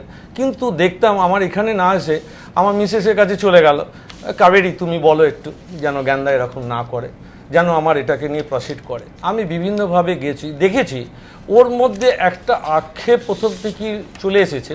আমার পাশেই আছেন স্বপনবাবু প্রকাশক, উনি যেরমভাবে প্রথম সময় উনি কি এগিয়ে এসেছিলেন, পরবর্তীকালে ওনার ফিল্ম হয়ে যাওয়ার পরে উনি কিন্তু মার্কেটে ওনার বইগুলোর বিক্রিটা অনেকটাই কমে এসেছে। সেটা হয়তো স্বপনবাবু আমার সাথে একমতই হবেন। আমি একবার স্বপনবাবু, আপনি কি মানছেন এইটা যে এখন এই মুহূর্তে যেমন আমরা সবাই জানি যে সমস্ত বাঙালি প্রায় বাড়িতে একটি কাবুলিওয়ালা বাঙালি বউ কিনতে কলেজ স্ট্রিটে ছুটে যাচ্ছে এবং কার্যত নিঃশেষ, আমরা সেই রিপোর্টও দেখাবো, কিন্তু এই যে বইয়ের বিক্রি পড়ে এসেছিল এবং স্বাভাবিকভাবেই প্রকাশক হিসেবে রয়্যালটির আগের মতো অঙ্ক নিশ্চয়ই আপনি দিতে পারছিলেন না, সেটা কি সত্যি? না, এটা হচ্ছে একটা ঘটনা যেটা সিনেমাটা যখন হয়ে যায় তার পরপরই হচ্ছে বইয়ের, আমি যে বইগুলো তৈরি করেছিলাম, আমি লাস্ট হচ্ছে 2003 সালে বই ছেপে চুপচাপ বসেছিলাম এবং উনাকে লাস্ট যে পয়সাগুলো আমি দিয়েছি তখন ওখানে লিখে দিয়েছি, উনি বসেছেন আমার কাছ থেকে অনেক টাকাই উনি তুলেছিলেন, তখন ওখানে লিখেছি যে এই বইগুলো আর বিক্রি হচ্ছে না, দিদি কি করব। আমি এটাতে বলি এবার ওনার থেকে টেনে নিয়ে যেটা প্রসঙ্গটায় ছিলাম, যেটা হচ্ছে আমি কোনো সংঘাতে যেতে চাইছি না। অ্যাকচুয়ালি আমি একদম ওনার সমস্ত কিছু ড্রাফটিং এর মধ্যেই ছিলাম এবং সমস্ত প্রসিডিংয়ে যে উনি যে সিনেমাটা তৈরি হয়ে গেছিল তার মধ্যে অনেকটাই সামঞ্জস্য ছিল না, এবং উনি যখন প্রথম রিলিজ পাওয়ার প্রথম দিনেই সুস্মিতা বলছে আমি হলে বসে যখন সিনেমাটা দেখছি তারপর মনে হচ্ছে যে না জাবাজের সাথে আমার কিন্তু মুখোমুখি হতে হবে। বাড়িতে বসে জাবাজের কিন্তু চোখে আড়ালে দেখছে টিভির পর্দা থেকে যে জাবাজের রিমার্কটা কীরকম, কারণ জাবাজের যে কাহিনীটা লেখা আছে মারধরের বা সেখানে সঙ্গমে, সেগুলো কিন্তু ছবির মধ্যে কোনো বইয়ের মধ্যে ছিল না। জাবাজ এটাও কিন্তু ভালো মনে নেয়নি, এবং তার কমেন্ট আমি একটু যেহেতু উজ্জ্বলবাবু আমাদের সঙ্গেই আছেন নির্দেশক, তার বক্তব্যটা এই বিষয়ে নেব যে সত্যি কি এখানে এটা মতান্তর হয়েছে? আমি কিছু শুনিনি, কোনো মামলার চিঠি ইত্যাদি না কিচ্ছু না, শুধু আমার প্রডিউসারদের সাথে ওর একটা কথা হয়েছিল, আমি যা শুনেছিলাম, কারণ আমি একজন মেকার। প্রথমেই বলি বাগবাবু কালে এই কথাটা বলেছিলেন, রয়্যালটি কোনোদিন কোনো লেখক তার ছবি থেকে পেতে পারে না, মানে অডিও ভিজুয়াল ফরম্যাট থেকে পেতে পারে না, লিটারেট ফরম্যাট থেকে পেতে পারে, নাম্বার 1। নাম্বার 2 হচ্ছে একটা প্রডিউসারের সাথে একটা এগ্রিমেন্ট হয়, সেই এগ্রিমেন্টটা নিশ্চয়ই আপনি জানেন যে খেমকাদের সাথে ওর হয়েছিল। যদি এই প্রসঙ্গগুলো আনার আমার অ্যাবসলিউটলি রং, কারণ হচ্ছে 8 মার্চ 2002-তে সেই এগ্রিমেন্টে আপনি সই করেছিলেন, তারপরে খেমকা এবং নোপানির যে এগ্রিমেন্ট হয়েছিল তাতে আপনি উইটনেস ছিলেন, মানে সেইখানে আমি কিন্তু এগুলো জানি, তাহলে সেই বিচারে আসবেন। আমি বলছি what ever maybe writing in agreement, সেটা কিন্তু রয়্যালটি হিসেবে লেখা ছিল।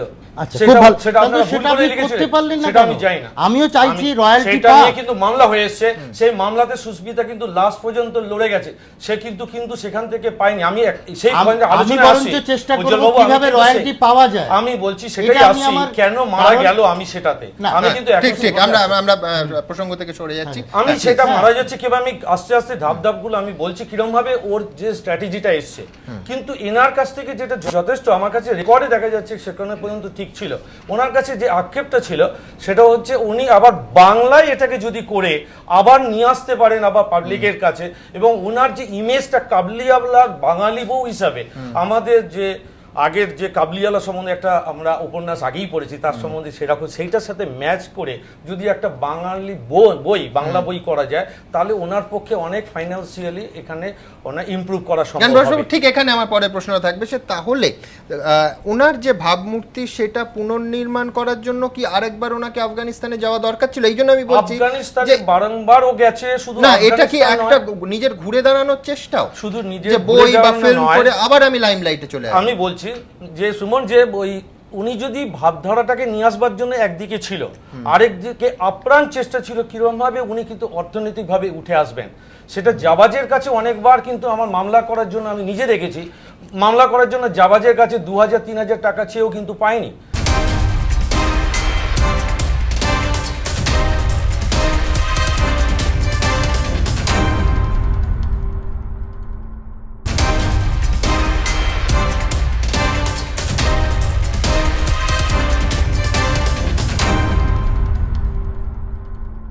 জাবাজ কিন্তু ব্যাপারটা হচ্ছে ইনডাইরেক্টলি আমি সুস্মিতাকে ব্যবহার করতো, যেটা উনি বলেছেন।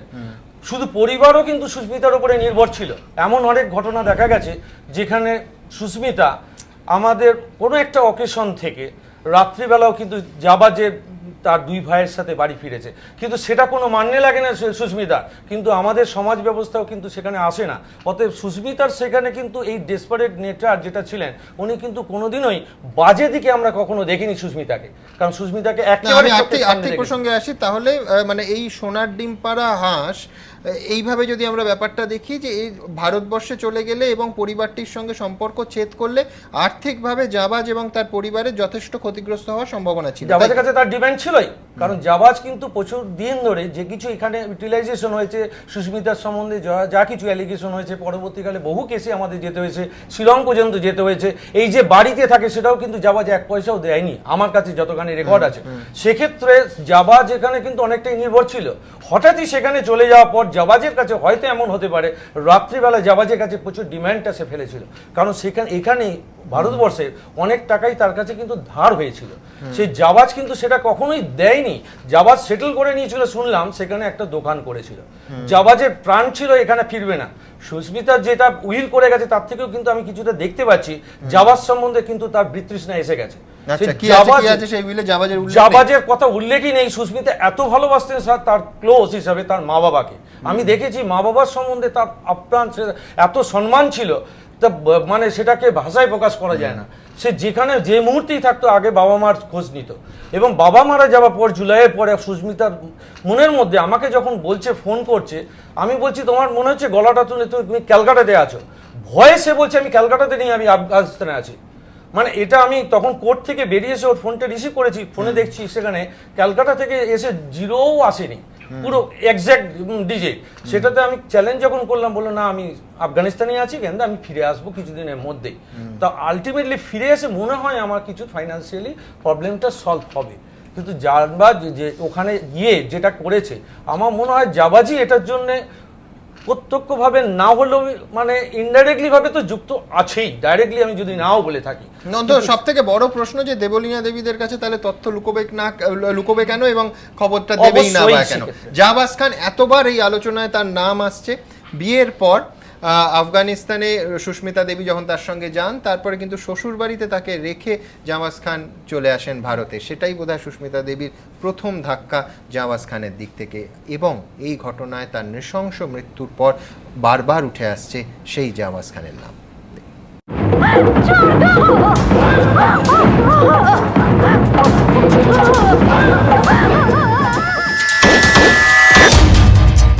কলকাতার মেয়ে, কনভেন্টে পড়াশোনা। 1989 সালে আলাপ হয়েছিল ভিনদেশী এক যুবকের সঙ্গে, আফগানিস্তানের বাসিন্দা জাওয়াজ খান। কলকাতায় এসেছিলেন ব্যবসার কাজে। জাওয়াজ সুস্মিতার আলাপ ক্রমশ নতুন সম্পর্কের পথে হাঁটতে শুরু করে। সবার অমতে জাওয়াজকে বিয়ে করে বাঙালি গৃহবধূ সুস্মিতা চলে গিয়েছিলেন আফগানিস্তান। मेरी बात सुनो, हिंदू और मुसलमान दो अलग अलग कौमें हैं सुष्मिता। हमारा कल्चर एकदम अलग है, रिवाज एकदम अलग है। तुझे खुशी नहीं मिलने वाली किसी मुसलमान से शादी करके। जानती ही क्या हो तुम उसके बारे में, उसकी फैमिली के बारे में? नहीं बाबा, आप फैसला नहीं कर सकते, ये मेरी जिंदगी और मैं फैसला कर चुकी हूँ। मीता, मैं इतना खुश हूँ मैं तुम्हें बता नहीं सकता। अगर लड़का होगा तो उसका नाम होगा समीम। नहीं, हमारी बेटी होगी और उसका नाम रखेंगे शहनाज और प्यार से उसे बुलाएंगे पिन्नी। ओके, बेटा बेटी दोनों होंगे एक साथ।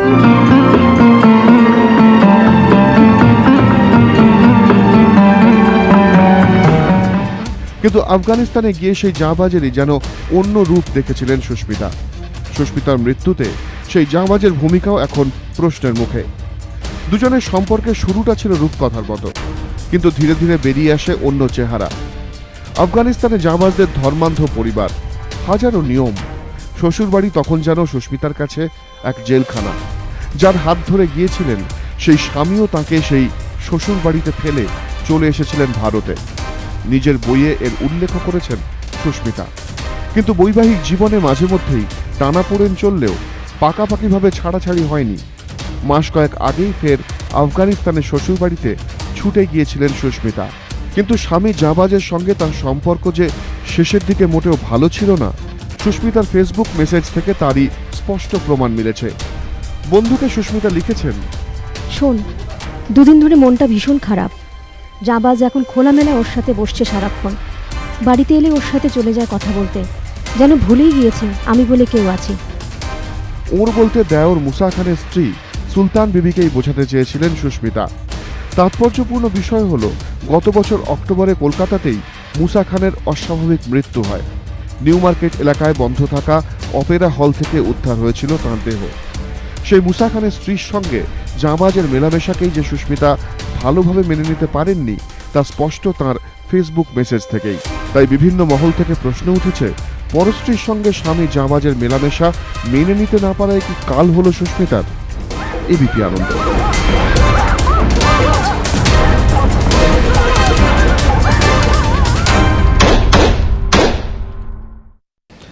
আমি দেবলীনা দেবী কিংবা শালিনী দেবীর কাছে আসব। যে সুস্মিতা দেবী যখন বইটা লিখেছেন, আমি কোনো সাক্ষাৎকার বা পুরনো সাক্ষাৎকার, বক্তব্য, আজকের ফেসবুক কোনো দিকেই যাচ্ছে, কাবুলিওয়ালার বাঙালি বউতে একেবারে পরিষ্কার 33 পাতায় লিখছেন আফগানিস্তানের সমাজ সম্পর্কে। এখানে মেয়েদের পরিচয় শুধু শয্যা সঙ্গিনী, রাঁধুনি আর সন্তান উৎপাদনের মেশিন, মানে 3 in 1। সংসারের সবাইকে সেবা যত্ন করার পর প্রতি বছরে একটা করে নতুন কিছু সৃষ্টি তাকে করতেই হবে, অর্থাৎ সন্তানের জন্ম দিতে হবে।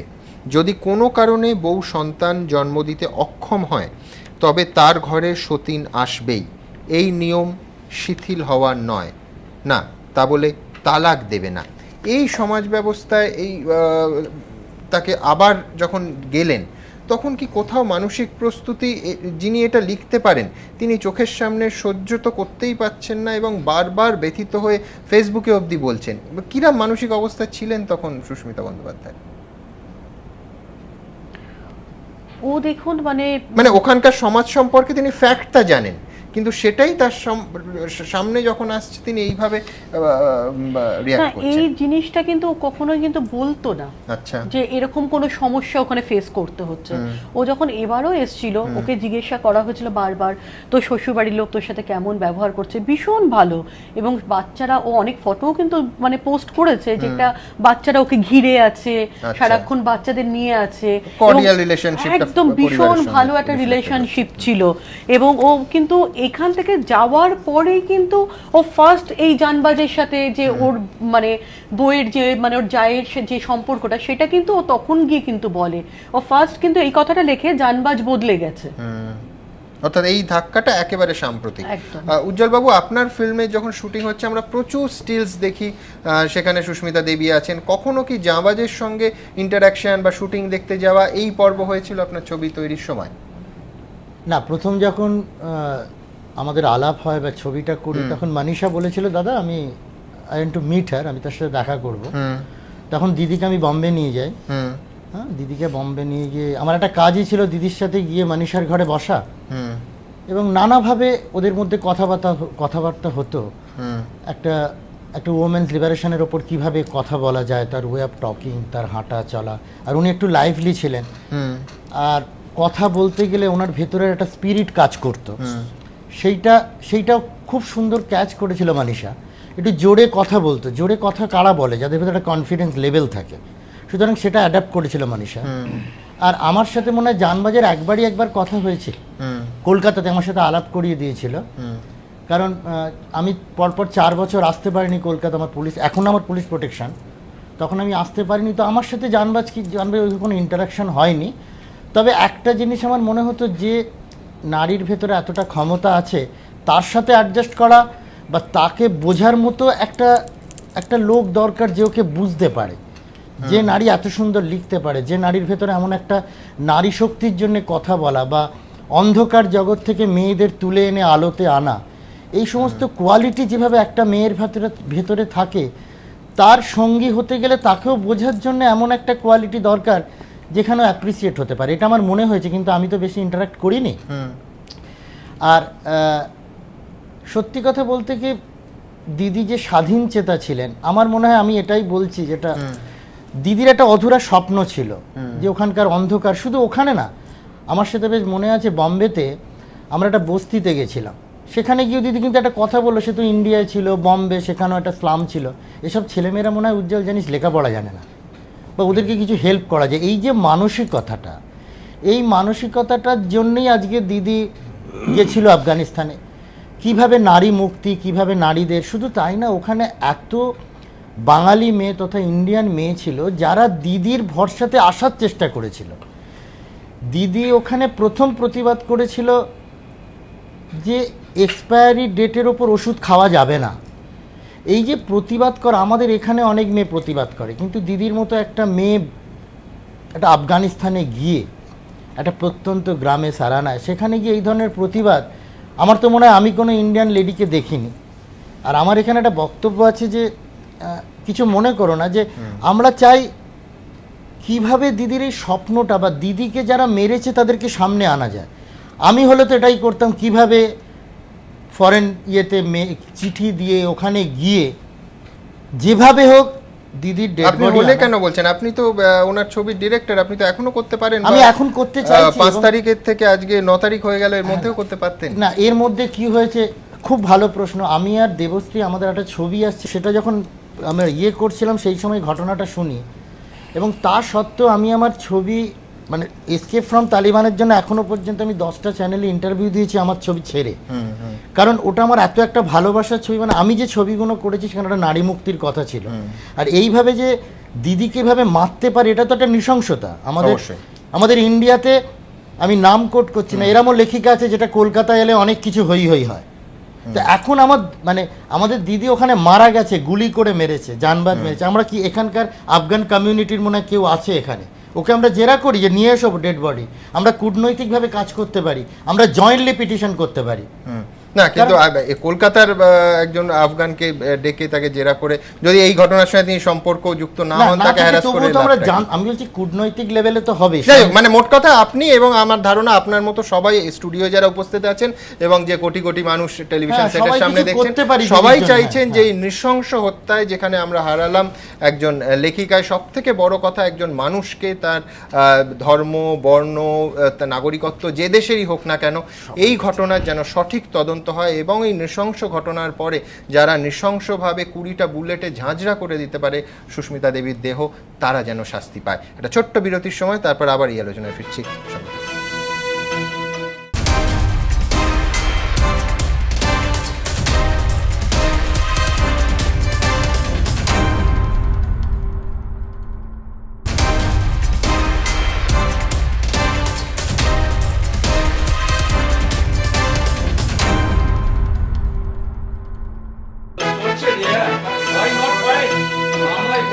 সুস্মিতা দেবীকে কারা খুন করেছেন সে নিয়ে এখনো ধোঁয়াশা আছে এবং সেই বিষয়ে জাবাজ খান কিন্তু স্পষ্ট কোনো তথ্য দিতে পারেনি। এই কথা আজকে ভারতীয় দূতাবাস সুস্মিতা দেবীর পরিবারকে ইমেলে জানিয়েছে। দেখব সুস্মিতা বন্দ্যোপাধ্যায়কে কিভাবে খুন করা হলো, খুনের পেছনে কারা, এর পেছনে কি তালিবানেরই হাত রয়েছে? এইসব তথ্য আফগান সরকারের কাছে জানতে চাইল ভারত। প্রত্যুত্তরে কাবুলের ভারতীয় দূতাবাস সুস্মিতার পরিবারকে জানিয়েছে, সুস্মিতার স্বামী জাবাজ খানের দাবি কে বা কারা তাঁর স্ত্রীকে খুন করেছে তা তিনি জানেন না। জাবাজের দাবি ঠিক নয়, পাল্টা দাবি লেখিকার ভাইয়ের। ফলে জাবাজের দাবি নিয়ে সুস্মিতার মৃত্যু রহস্য আরও ঘনীভূত হল। বিদেশ মন্ত্রকের যুগ্ম সচিব আকবরউদ্দিন এবিপি আনন্দকে জানিয়েছেন, সুস্মিতা বন্দ্যোপাধ্যায়ের খুনের ঘটনার যথাযথ তদন্তের জন্য আফগান সরকারকে আবেদন করেছে ভারত। পাশাপাশি স্থানীয় গভর্নর এবং পুলিশ প্রধানের সঙ্গে কাবুলে ভারতের দূতাবাস মারফত যোগাযোগ করা হয়েছে। খুনের ঘটনায় তদন্তে পাওয়া যাবতীয় তথ্য চেয়ে পাঠানো হয়েছে। সুস্মিতা বন্দ্যোপাধ্যায় যেহেতু ভারতের একজন নাগরিক এবং কলকাতায় তাঁর পরিবারের লোক সুস্মিতার দেহ ফিরিয়ে আনার দাবি জানিয়েছেন, তাই বিষয়টি যথেষ্ট গুরুত্ব দিয়ে বিবেচনা করছে ভারত সরকার। তবে দেহ ফিরিয়ে আনার আগে সুস্মিতার স্বামী জাবাজের সম্মতি দরকার। এরপর সুস্মিতা হত্যাকাণ্ডে আফগান সরকারের করা প্রাথমিক তদন্ত রিপোর্ট এসে পৌঁছয় ভারতের হাতে। ইমেল মারফত সেই তথ্য দিল্লিকে জানান কাবুলে নিযুক্ত ভারতের রাষ্ট্রদূত। কাবুল থেকে ইমেল আসে সুস্মিতার পরিবারের কাছেও। কারা এই ঘটনা ঘটিয়েছে সে সম্পর্কে কিছুই জানেন না বলে দাবি করেছেন সুস্মিতার স্বামী জাবাজ। তার আরও দাবি, সুস্মিতার বাপের বাড়ির কারো ফোন নম্বর না থাকায় তাদের সঙ্গে যোগাযোগ করতে পারেননি। তবে এই ইমেলে যা তথ্য উঠে এসেছে তাতে সন্তুষ্ট নয় সুস্মিতার পরিবারের লোকজন।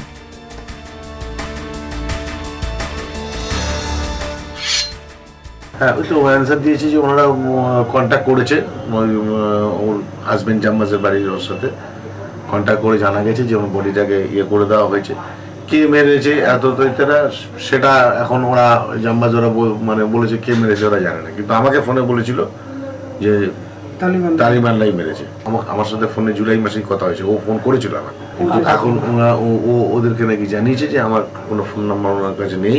তো আমি আমার সরকারের তরফ থেকে চাইছি যে আমাদের সরকার যে এর একটা পূর্ণাঙ্গ তদন্ত হোক এবং প্লাস ওর বডিটা আনা হোক।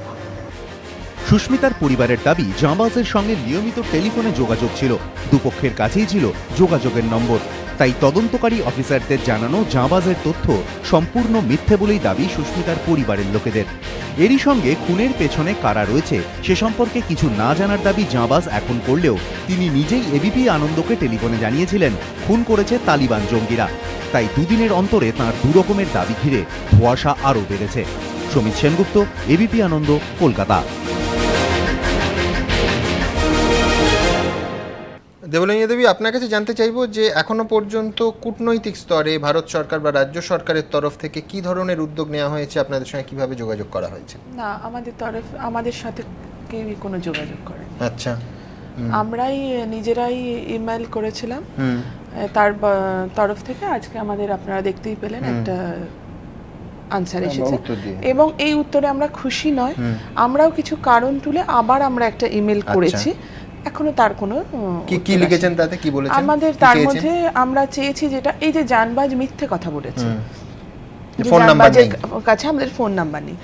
গত মাসের কল ডিটেলস আমার হাজবেন্ডের বার করলেই দেখা যাবে একাধিকবার জানবাজ আমাদের ফোন করেছে, এবং এইবারও যে প্রথম যেদিন শনিবার আমার সাথে জানবাজের কথা হয়, যদি জানবাজের কাছে ফোন নাম্বারটা নাই থাকবে তাহলে তো ও আমার নাম সম্বোধন করে ফোনটা ধরে বলবে না।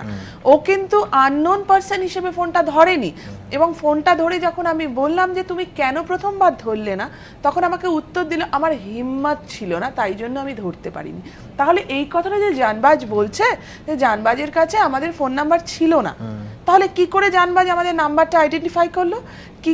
এবং গত মাসের কল ডিটেলস দেখলেই দেখা যাবে একাধিকবার জানবাজ আমাদের সঙ্গে যোগাযোগ করেছে এই নাম্বারই। এই একটা মিথ্যে কথা। দ্বিতীয় কথা, আমাদের বলেছিল এবং আপনাদেরকে দেওয়া একটা সাক্ষাৎকারেও জানবাজ জানিয়েছিল যে রাত্রিবেলা তালিবানরা এসে দিদিকে মেরে দেয়, এবং আজকের ইমেলে জানবাজ জানিয়েছে যে ও জানে না। তাহলে মিথ্যে আসছে কেন? ওর যদি কোনো দায়ী না বর্তাবে তাহলে তো সত্যি কথাটা বললেই হয়, যেটা আমাদের বলেছিল। তাহলে এই যে দুতরফকে দুরকম কথা বলা, কোথাও আমাদের এখানে একটা প্রশ্ন চিহ্ন। এবং এই যে একটা কথা আমি শালিনীর মাধ্যম থেকে কালকে জেনেছি যে দিদির কলকাতায় 6 তারিখ আসার কথা ছিল, এর কোনো রকম খবর আমাদের কাছে ছিল না। আমি যখন এই কথাটা শোনার পরে ওর কাছ থেকে শুনেই আমি জানবাজকে ফোন করি। প্রথমবার জানবাজ আমার ফোনটা ধরে, আমি বললাম যে দিদির যে 6 তারিখ ইন্ডিয়ায় আসার কথা ছিল সেটা কি তোমরা জানতে? তখন আমায় বললো আমার প্রচণ্ড শরীর খারাপ, আমি তোমার সাথে পরে কথা বলছি। তারপরে আমি বারবার চেষ্টা করেছি, ফোনটা সুইচড অফ। তারপরে ওর ভাই জারখানকে সারাদিনে আমি কমপক্ষে 10 থেকে 12 বার ফোনে চেষ্টা করেছি। ও কখনো বলেছে আমি ব্যস্ত আছি, কখনো বলেছে বাড়িতে মেহমান এসছে, কখনো বলেছে আমি নামাজ পড়ছি, কখনো বলেছে আমার সাথে তোমার কথা আমি শুনতে পাচ্ছি না, কোথাও গিয়ে তা আমার একটা প্রশ্ন, তোমাকে তুমি জানতে কি জানতে না? এতগুলো কথার থেকে একটা হ্যাঁ বা নাই তো একটা উত্তর পাওয়া যেত। আমি কিন্তু রাত 10টায় আমি বললাম আমার জানবাজের সাথে প্রচন্ড দরকার, আমি একটা কথা জানতে চাই। আমাকে বললো আমি রাত্রে বাড়ি গিয়ে জানবাজকে ফোনে ধরিয়ে দিচ্ছি। রাত 10টা থেকে তার ফোনটাও সুইচড অফ। তা এখানে তো অনেকগুলো মিথ্যে চোখের সামনেই আসছে। অর্থাৎ এই মুহূর্তে জাবাজও আপনাদের সন্দেহের ঊর্ধ্বে নয়? না, অবশ্যই। আচ্ছা, কলকাতায় যখন জাবাজ খান আপনাদের বাড়িতে আসতো বা পারিবারিক গেট টুগেদার, কলকাতার আফগান কমিউনিটির সঙ্গে কোনো যোগাযোগ বা তাদের কারুর নাম্বার যারা ওই পরিবারের ঘনিষ্ঠ কলকাতায় থাকে, এরকম কিছু আছে আপনার কাছে? না না, আসলে জানবাজ আমাদের কাছে যখনই এসছে ওর ওই কমিউনিটির সাথে আমরা কোনোদিনই মিশিনি, কিন্তু ও আমাদের কমিউনিটির সাথে মিশেছে। এবং আমাদের অনেকেরই নাম্বার, কিন্তু আমার মানে সুস্মিতাদির কাজিনদের নাম্বারও জানবাজের কাছে আছে, কারণ তারা ওর সাথে ফোনে যোগাযোগ রাখতো। কিন্তু আমাদের যেহেতু প্রয়োজন হয়নি, সেহেতু আমরা ওর ওই 2-1 ভাই ছাড়া, যারা বর্তমানে এখন আফগানিস্তানেই আছে, যখন ইন্ডিয়াতে ছিল তখন ওই কয়েকজনের সাথে তারা আসতো বা তাদের সাথে যোগাযোগ হয়েছে, তাদের কোনো ফোন নাম্বার বা কিছু আমাদের কাছে নেই। আমি মলয় বাবুর কাছে যাব, প্রতিবেশী। আপনার জাবাজ খানের সঙ্গে আলাপ হয়েছিল? মানে কিরাম দেখেছেন তাকে? আমি তাকে জাস্ট একদিন দেখেছিলাম। একদিন দেখেছিলাম, ফর্সা করে, লম্বা, গায়ের রং পরিষ্কার। সুস্মিতা দেবীর সঙ্গে আপনার যে যোগাযোগ, তাতে কি মনে হয় যে এই যে এতক্ষণ কথা হচ্ছে যে আর্থিকভাবে একটা টানাপোড়েনের মধ্যেও ছিলেন, তার কোনো ইঙ্গিত পেয়েছেন? আমি কোন যেটা সাংস্কৃতিক জগতের সঙ্গে যুক্ত রয়েছে হওয়ার পরিপ্রেক্ষিতে সেখান থেকে আমার সঙ্গে রিলেশনটা সৃষ্টি হয়। তো ওনারা আমাকে প্রথম দিন দেখা হওয়ার পরে ভাই বলে ডাকলো। হ্যাঁ দিদি, আমি এই জীবনে প্রথম আপনার মুখ দিয়ে প্রথম সাংস্কৃতিক একটা মহৎ ব্যক্তির মুখে ভাই বলে শুনলাম, খুব আনন্দ পেল শুনে। তো বলছি যে তুমি কি গান করেছো না করেছো এগুলো জিজ্ঞাসা করছো, তা তুমি আমার সঙ্গে রিলেশন রেখো। হ্যাঁ, বলতে বলতে ওনার ঠিকানাটা ডায়মন্ড সিটি যেটা রয়েছে ফ্ল্যাটটা, সেখানে আমার যেতে বললো। আমি গেলাম, গিয়ে ওখানে তারপরে আস্তে আস্তে করে গান বাজনা সংক্রান্ত উনি কিছু জ্ঞানের তো অধিকারী খুব বিরাটভাবে ছিলেন, এর মধ্যে কোনো ভুল নেই। কিন্তু বললো যে যখন যেটা প্রয়োজন লাগবে, কিছু সাহায্য লাগলে গান বাজনা সংক্রান্ত ব্যাপারে লেখা, কথা লেখা, এই সমস্ত যথেষ্ট কনসেপ্ট ছিল তার, করতো। কিন্তু গিয়ে দেখতাম দিদি প্রচণ্ড আর্থিক সংকটে ভুগছে। ইভেন তার ঘরের মধ্যে কারেন্ট নেই, তারপরে মোমবাতি জেলে নিচে সিকিউরিটিদের ঘর থেকে মোবাইল রিচার্জ করতো, এটা আপনি কবেকার কথা বলছেন? ছেড়ে দিন না এসব কথা না যা দেখেছি না আমি এটা কবেকার কথা? এটা আপনার জানুয়ারি মাসের আগের কথা বলছি আমি। মানে জানুয়ারি মাসে আজকে আড়াই তিন বছর ওনার সঙ্গে আমার পরিচয়। হ্যাঁ 2.5-3 বছর ধরে আপনি দেখেছেন যে এরকম না না 2.5-3 বছরের কথা বলছি না, লাস্টের দিকের কথাটা বলছি না। মানে কোন টাইমের কথা বলছেন সেটা? এই ধরে রেখে দিন আপনার November December January. November December January মানে মাস তিনেক ধরে ওনার বাড়িতে ইলেকট্রিসিটি ছিল না? একবার ছিল না। তারপরে সেই বিলটা পেমেন্ট করি আমি। সেই বিলটা হচ্ছে আপনার 32,000 টাকা। আচ্ছা বুঝলেন, সে কতদিন লাইটটা ছিল না আমি অ্যাকুরেট আপনি বলতে পারবো না। সেই বিলটা আমি পেমেন্ট করি, বিল আমার কাছে এখনও রয়েছে। তখন করার পর উনি আমাকে বললেন আমি এখান থেকে চলে যাব আফগানিস্তানে, আমি তোকে ফ্ল্যাটের পাওয়ার অফ অ্যাটর্নিটা আমি তোকে দিয়ে দিচ্ছি আর একটা উইল করে দিচ্ছি। আপনি কিসের উইল করছেন আপনি আমার নামে? বলছে না, আমার জীবনের একটা আশাকাঙ্ক্ষা রয়েছে, আশা করি তুই সেটা প্রকাশ করতে পারবি। তার মানে কাবুলিওয়ালার বাঙালি বউ ওটা রয়্যালটি ময়্যালটি গভর্নমেন্টকে ডোনেশন করবেন, ওয়েস্ট বেঙ্গল গভর্নমেন্টকে, সেটাই আমাদের লেখা রয়েছে। আর ফ্ল্যাটটা ওটা রেন্টেড ফ্ল্যাট, কিন্তু আমি বলতাম যে দিদি আপনি মাঝে মধ্যে ওনার মধ্যে দেখতাম বাড়িওয়ালা যে ফ্ল্যাটের যে মালিক তার সাথে একটু ঝগড়াঝাটি কিছু একটা ছিল, পরিষ্কার সেটা একটা জায়গায় আপনার বক্তব্য এবং জ্ঞান প্রকাশ বাবুর বক্তব্য বহু মিলে যাচ্ছে এবং স্বপন বাবুর বক্তব্য যে একটা আর্থিক আফগানিস্তান যাওয়ার আগে একটা আর্থিক সংকটের, এবং যাওয়ার আগে আমার থেকে উনি টাকা নিয়েছেন, আমি দিয়েছি ওনাকে। আমি সার্বিকভাবে একটা আর্থিক অসুবিধা, খুবই অসুবিধা ছিল, খুবই অসুবিধা। আমরা দেখব যে এই ঘটনা, এই খবর প্রকাশিত হওয়ার পর স্বপনবাবুর প্রকাশনায় এবং তার যে কটা বই এবং প্রকাশনা আছে, বাঙালি কিন্তু একেবারে ঘরে সুস্মিতা দেবীর লেখা পড়ার জন্য সেই বইয়ের খোঁজে কলেজ স্ট্রিট পাড়ায় রীতিমতো খোঁজ পড়ছে। দেখো, সুস্মিতা বন্দ্যোপাধ্যায়ের মৃত্যুর পর থেকেই তাঁর লেখা কাবুলিওয়ালার বাঙালি বউয়ের বিক্রি এক লাফে অনেক গুণ বেড়ে গিয়েছে। সবাই একবার পড়ে দেখতে চাইছে এক বাঙালি মহিলার সেই সাহসী কাহিনী, আফগানিস্তান থেকে বারবার পালিয়ে আসার চেষ্টা, ব্যর্থ হয়েও হার না মানা মনোভাব। গোড়ায় এমন কিছু কাহিনীর এক দু কথা খসড়া হিসেবে লিখে নিয়ে গিয়েছিলেন সুস্মিতা বন্দ্যোপাধ্যায়। কাহিনী শুনেই তাকে বই লেখার পরামর্শ দেন প্রকাশক। সেই সব রোমহর্ষক কাহিনীর সংকলনই হল কাবুলিওয়ালার বাঙালি বউ। 1998 সালে বইটির প্রথম সংস্করণ প্রকাশিত হয়। এরপর বহু বছর কেটে গিয়েছে। 5ই সেপ্টেম্বর টিভির পর্দায় ব্রেকিং নিউজ, আফগানিস্তানে খুন সুস্মিতা বন্দ্যোপাধ্যায়। রাতারাতি ফের বিক্রি বেড়ে গেল কাবুলিওয়ালার বাঙালি বইয়ের। কলেজ স্ট্রিটে প্রকাশন সংস্থার অফিসে বহু লোক ভিড় জমাচ্ছেন একটি কপির জন্য। বইয়ের অর্ডার দিতে ভিড় জমাচ্ছেন বইয়ের ব্যবসায়ীরাও। অর্ডার আছে, আমি একজন পাবলিশারের কাছে কাজ করি, তো আমার একটা অর্ডার আছে, একজন অর্ডার দিয়েছেন, আমি ওই জন্য এটা দিয়েছেন কলকাতা ইউনিভার্সিটির। প্রকাশন সংস্থার বক্তব্য, কয়েকদিন আগেও কাবুলিওয়ালার বাঙালি বইয়ের চাহিদা কম ছিল, কিন্তু সুস্মিতার মৃত্যুর পরই ফের চাহিদা বেড়েছে বইটির। আরও 1000 কপি ছাপানোর অর্ডার দেওয়া হয়েছে বলে জানিয়েছেন প্রকাশন সংস্থার কর্ণধার। এখন মানুষজন বিভিন্ন জেলা থেকে, মেদিনীপুর, তারপরে বাঁকুড়া, পুরুলিয়া, বর্ধমান, সব জেলা থেকে, বিভিন্ন নদিয়া, কৃষ্ণনগর, সব জায়গা থেকে আসছে। আমরা বইটা, যেহেতু এই মুহূর্তে আমাদের কাছে সেরকম পর্যাপ্ত বই নেই, আমরা অল্প অল্প করে কিছু বই আমরা দিচ্ছি। এখন 1000 কপি ছাপাতে দিয়েছি।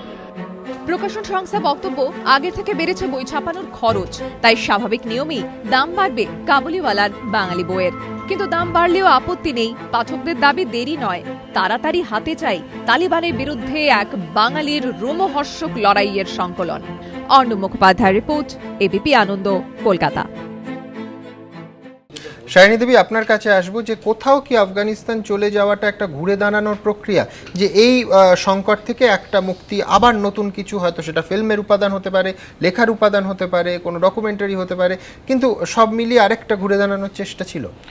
দেখুন, ওর প্রথম যেটা চলে যাওয়ার কারণ হচ্ছে, নয় তো আমি বলছি আপনাকে যে আমাদের নিউজ রুমে প্রচুর ফোন আমরা সেদিন পেয়েছি যে সমাজ ব্যবস্থা উনি দেখিয়েছেন এই রকম, যা তার বিয়ের পর এতগুলো অত্যাচারের সামনে তাকে দাঁড় করিয়েছে, সেই দেশে তিনি আবার ফিরে গেলেন কেন? এ কিন্তু একেবারে সাধারণ দর্শকদের ফোন এসছে আমাদের দফতরে, সেই প্রশ্নটারই উত্তর আপনাদের কাছে চাইব।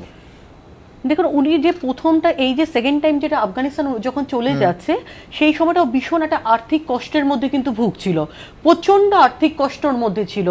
আর সেকেন্ড যেটা ও আমাকে বলেছিল যে দেখ ওখানে তো মানে জীবনযাত্রাটা ভীষণ সাধারণ, এখানকার মতো নয়, এবং ওখানে গিয়ে ও যে প্যারামেডিক্যাল জবটা ও যে ওখানে গিয়ে পেয়ে যাবে এটাও ভীষণ কনফিডেন্ট ছিল, কারণ ও প্রিভিয়াস করে এসছে। সেই জন্য ও ওইখানে গিয়ে যে জবটা পাবে তাতে যে স্যালারিটা পাবে ওটা আমাকে বলতো দেখ আমি ডাল রুটি খেয়ে শেষ জীবনটা জানবাজে বাচ্চাদের সাথে কাটিয়ে দেবো। অনুত্তমা, এইখানে যে সমাজটাকে এইভাবে মানে বই লেখার মতো করে চিনতেন সুস্মিতা, সেই সমাজের এই দ্বিতীয়বার বা এইবারের যে বিভৎসতা সেটা এইভাবে কেন স্পর্শ করছে, এর মনোগত ব্যাখ্যা কি? মানে ফেসবুকে যিনি এইভাবে লিখছেন যে জাওয়াজের সম্পর্কের ওঠানামা ইত্যাদি, এবং আরেকটা সাহারা, সেটা দীপক কুমার হতে পারে আর কেউ হতে পারতেন, তাকে আঁকড়ে ধরতে চাইছেন, এইটা কেন? এই সমাজ এবং তার ইনসেনসিটিভ জায়গাগুলো তো তিনি চিনেছেন, এতটাই চিনেছেন যে লিখেও রেখেছেন, তাহলে এই ধাক্কাটা কেন? আমার মনে হয় সুমন একটা হতে পারে যখন উনি প্রথমবার ফেরত এলেন এবং তারপর উনি বই লিখলেন, এইখানে উনি যে এম্পাওয়ার্ড হলেন, ওনার হয়তো কোথাও আবার সেই স্বপ্নটা ছিল যে এই এম্পাওয়ার্ড সুস্মিতা যখন ফেরত যাবেন সেখানে উনি অন্যভাবে গৃহীত হবেন। হতেও পারে সেটা হয়তো জানবাসের সাথে তার কথোপকথনেও তিনি কোথাও বোধ করেছিলেন। এবং এক্ষুনি যেটা শালিনী দেবী আমাদের বলছিলেন যে এখানে যে আর্থিক সংকটের জায়গাটা, যেটা উনিও খুব উল্লেখ করলেন, এমনও হতে পারে যে এই মুহূর্তে ওনার যে শিক্ষাগত যোগ্যতা বা অভিজ্ঞতা তাই নিয়ে কলকাতায় একটা ঠিকঠাক উপার্জনের জায়গা তৈরি করার থেকে বরং যেখানে ওনাকে এই রকম একজন এম্পাওয়ার্ড মহিলা বলে মেনে নেওয়াটা অনেক সহজ হবে বলে উনি মনে করেন, সেখানে বোধহয় গৃহীত হওয়ার ইচ্ছে থেকেও ওনার ফেরত যাওয়ার ইচ্ছে হতে পারে। এবং এতগুলো মহিলা আমার মুখের দিকে তাকাবে, আমাকে সম্মান দেবে, এটারও কিন্তু একটা বিরাট ভালো লাগার জায়গা থাকতে পারে। সেখানে একটা হচ্ছে সত্যি সত্যি নিজের সম্পর্কের আদর্শের মানে সম্পর্কের জায়গা থেকেও ফেরত যাওয়া, পাশাপাশি তার নিজের যে সংকট সেটা থেকে উঠে আসা। কিন্তু ফেরত গিয়ে যে ছবিটা উনি দেখলেন, আমার মনে হয় সেটার সাথে ওনার ভাবনার একটা বিস্তর ফারাক আছে, এবং যেটা কিন্তু ওনার জীবনচর্যায় আমরা বারবার দেখছি। উনি যেটা ভাবছেন কিছু কিছু গ্লিমসেস দেখে বা ট্রেলার দেখে, আর আসল ছবিটা কিন্তু ভীষণ আলাদা।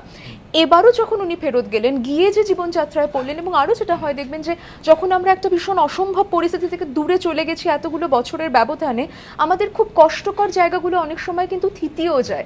মানে অনেকটা ওই মাথা ধরাটা আমার হয়েছিল মনে আছে, কিন্তু এক্স্যাক্টলি কেমন ধরেছিল বাংলা একটা কথা আছে, স্মৃতি শতত সুখের, মানে দুঃখের অংশগুলো ভুলে মানুষ ভালো অংশগুলোই বেশি মনে রাখে। একদম, এবং আমার কবে দুঃখ হয়েছিল মনে থাকবে, আমার দিনক্ষণ মনে থাকতে পারে, কিন্তু এক্স্যাক্টলি দুঃখের অনুভূতিটা একইভাবে কিন্তু মনে অনেক সময় থাকে না। সেখান থেকে এবং ওনার যেরকম অ্যাডভেঞ্চারাস একটা ব্যক্তিত্ব আমরা দেখতে পাচ্ছি, ঝুঁকির প্রতি প্রবণতার কথা আপনার মানে আপনি বলছিলেন একটু আগে, আমার মনে হয় সেই সমস্ত জায়গা থেকে উনি একটা ফেরত গিয়ে আবারও নতুন করে ঘুরে দাঁড়াতে চেয়েছিলেন, কিন্তু গিয়ে যে পরিস্থিতিতে পড়লেন আমার মনে হয় সেটা বোধহয় উনি ওনার দুঃস্বপ্নেও কল্পনা করেননি, এবং সেখান থেকে বোধহয় ফেরত আসার জায়গাটা খুব জরুরি ছিল। এবং আরেকটা যেটা আমি বলবো যে প্রথম ক্ষেত্রে উনি যখন গিয়েছিলেন, গিয়ে হয়তো দেখেছিলেন তিনি তার স্বামী, তার বিবাহ ইত্যাদি, এবার যখন গেলেন ওনাকে পাওয়ার পরেও একটা নতুন সম্পর্ক গড়ে উঠতে দেখা, তার কিন্তু আরো একটা মর্মান্তিক দিক আছে। একটা অলরেডি থাকা সম্পর্ককে গিয়ে দেখা আর আমার চোখের সামনে আমার স্বামী একজনের সঙ্গে সম্পর্কে যাচ্ছেন সেটা দেখা, দুটোর মধ্যে কিন্তু বিরাট ফারাক আছে। কিন্তু এইখানেই আমার প্রশ্ন যে যিনি লিখছেনই যে এমন সমাজ ব্যবস্থা এতটা ইনসেনসিটিভ যে কারুর সন্তান না হলে তাকে সতীনকে মেনে নিতে হবে, নিজে লিখছেন, তো সেই সেখানে পড়লেন এবং সেটা যখন মিলে যাচ্ছে তার অভিজ্ঞতা এবং লেখার সঙ্গে তার জীবন, তখন আবার যন্ত্রণা হচ্ছে। আমার মনে হয় সুমন, এখানে দেখুন ওনাকে যখনই এই যুক্তিগত দিকগুলো পরিবার থেকেও জানানো হয়েছে, বাধা দেওয়া হয়েছে বা সতর্ক করা হয়েছে, উনি কিন্তু খুব সতর্ক জীবন কখনোই যাপন করেননি, এবং হয়তো তথ্য গোপন করে গেছেন যে এখানে ধাক্কা আসবে। আমার মনে হয় যেটা ওর পক্ষে সবথেকে বড় ট্র্যাজেডি ছিল, ওর নিজের যে সত্তা সুস্মিতা বন্দ্যোপাধ্যায়টা ওকে পরিস্থিতি সম্পূর্ণ ভুলিয়ে দিয়ে কাবুলিওয়ালার বউ এটাই সারাক্ষণ মধ্যে সব জায়গায় ওভাবেই উনি চিহ্নিত হতে শুরু করলেন। সিনেমাই হোক, পাড়াই হোক, ছবি হোক, করতে করতে ওর যে একটা অসম্ভব মনের জটিলতা, যে কোথায় ও নিজস্ব সত্তা অস্তিত্বটাকে কিভাবে করবেন, তার উপরে একটা মমতা ছিল, যেমন ওই আফগানে ওর পরিবারের লোকেরা ওর দিকে তাকিয়ে থাকতো, উনি সাহায্য করতে পারবেন, উনি ওদের দেখাশুনো করবেন, সেই মনের ওর এই দয়া মায়া সবার কারোর জন্য যদি কিছু করতে পারে সেখানে দাঁড়িয়ে সেটা একটা মানে সবটার পেছনে অত্যন্ত মর্মান্তিক একটি অস্তিত্ব, সেটা মানে এত মানবিক গুণ নিয়ে, এত বোধ নিয়ে, সবার জন্য ভালো করতে গিয়ে পরিবারের কাছে অনেকক্ষণ না জানতে পেয়ে পাছে ওরা চিন্তা করেন সেখান থেকে সরে এই এবং ওরা যে দিকগুলো বলবেন সেগুলোর মধ্যে যুক্তি সব থেকে থাকবে, ট্র্যাজেডি যুক্তি হচ্ছে যেটা থাকবে। আমার মনে হয় সুমন, আমাকে একটা কথা এই বলুন, একটা একটু শেষ করে দিই একটা কথা, যে এই মানে এই যে তদন্ত ইত্যাদি যেটা আমরা বলছি সব মানে যেটা সব থেকে যেটা আফগানিস্তান থেকে কিন্তু ওরা যা বলবেন, ওদের যা পরিস্থিতি অবস্থা, আইন শৃঙ্খলা, আইন কানুন ইত্যাদি, ওরা যেটা সুবিধা মতো ওখান থেকে ওরা বলবে, তার বাইরে রাষ্ট্রের পক্ষে অন্য কিছু বলা কিন্তু সম্ভব নয়। যেটা ওরা বলবে সেটাই ওরা রিলেট করবে। এখন এখানে ওটা কিন্তু আনঅফিসিয়ালি তো ওখানে বহু ভারতীয় আছেন, বিভিন্ন অর্গানাইজেশন কাজ করে, স্বেচ্ছাসেবী সংস্থা কিছু আছে হয়তো যারা চেনেন, তাদের কাছ থেকে হয়তো কিছু কিছু ভাবে অন্যভাবে অন্য যে সত্যিকারের ঘটনা পরিস্থিতি জানার চেষ্টা হয়তো মানে করা যেতে পারে অন্যভাবে। একেবারে আমাদের সময় একেবারে শেষ। আপনাদের সবাইকে অসংখ্য ধন্যবাদ। সন্ধিদার কথা থেকেই শেষ করব যে হয়তো তথ্য জানা যেতে পারে, কিন্তু যারা অপরাধী, যারা 20টা বুলেটে ঝাঁঝরা করে দিতে পারে সুস্মিতা বন্দ্যোপাধ্যায়ের দেহ, তারা কি শাস্তি পাবে? তাদের শাস্তির দাবি নিয়ে এই অনুষ্ঠান শেষ করব। অনুষ্ঠান শেষ করতে করতে আপনাদের দেখাবো যে রহস্য এবং বিতর্ক সুস্মিতা দেবীর কিন্তু পিছু ছাড়ল না। শুরু থেকে তার গোটা জীবন, কেরিয়ার জুড়ে এই বিতর্ক তাকে জড়িয়ে থাকলো। যার মৃত্যুকে ঘিরে এহেন গভীর রহস্য, সেই সুস্মিতা বন্দ্যোপাধ্যায়ের জীবনও ছিল বিতর্কে মোড়া। তার লেখা বই থেকে তার জীবনের উপর তৈরি সিনেমা, বিতর্ক সর্বত্র। সুস্মিতার লেখা থেকে তৈরি হয় এসকেপ ফ্রম তালিবান নামে একটি সিনেমা। সুস্মিতার আইনজীবী জানিয়েছেন, সুস্মিতার অভিযোগ ছিল তার লেখা থেকে অনেকটা সরে গিয়ে সিনেমাটি তৈরি করা হয়, এমনকি তাকে ঠিকমতো টাকাও দেওয়া হয়নি। তার জন্য আজকে যারা ফিল্ম তৈরি করেছিল তারাও কিন্তু তাকে নিয়ে ভিকটিম করে গেছে। সিনেমার পরিচালক অবশ্য এই অভিযোগ অস্বীকার করেছেন। ওনার প্রথম যা ডিমান্ড ছিল সেই ডিমান্ডের ভেতরেই ওর সব রাইটই ওর কাছে ছিল।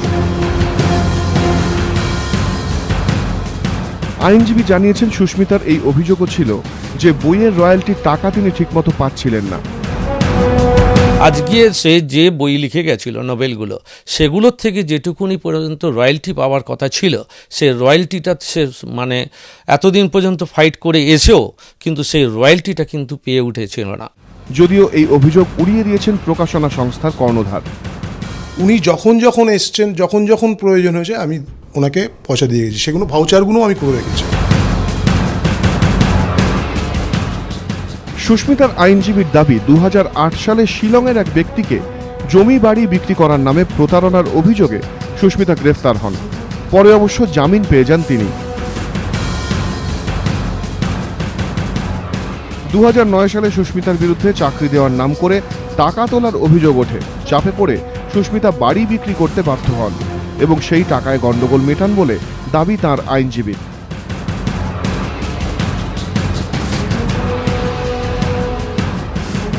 সুস্মিতার আইনজীবীর দাবি, এই বছরের শুরুতে আফগানিস্তানে যাওয়ার আগে 15ই জানুয়ারি তাকে দিয়ে একটি উইল তৈরি করান সুস্মিতা।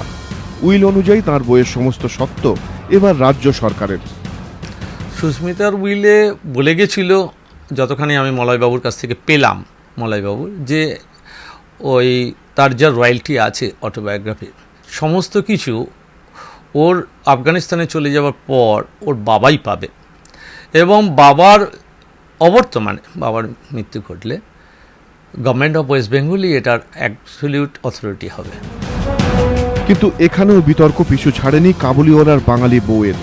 সুস্মিতার ভাইয়ের দাবি, উইলের বিষয়ে তার কিছু জানা ছিল না। এটা আমার কাছে জানা নেই, তবে যদি আপনার কাছে থেকে থাকে তাহলে যেটা বলেছে সেটাই হবে। তবে সুস্মিতার মৃত্যুর পর তার সঙ্গেই যাবতীয় বিতর্কের ইতি ঘটল। এবিপি আনন্দ।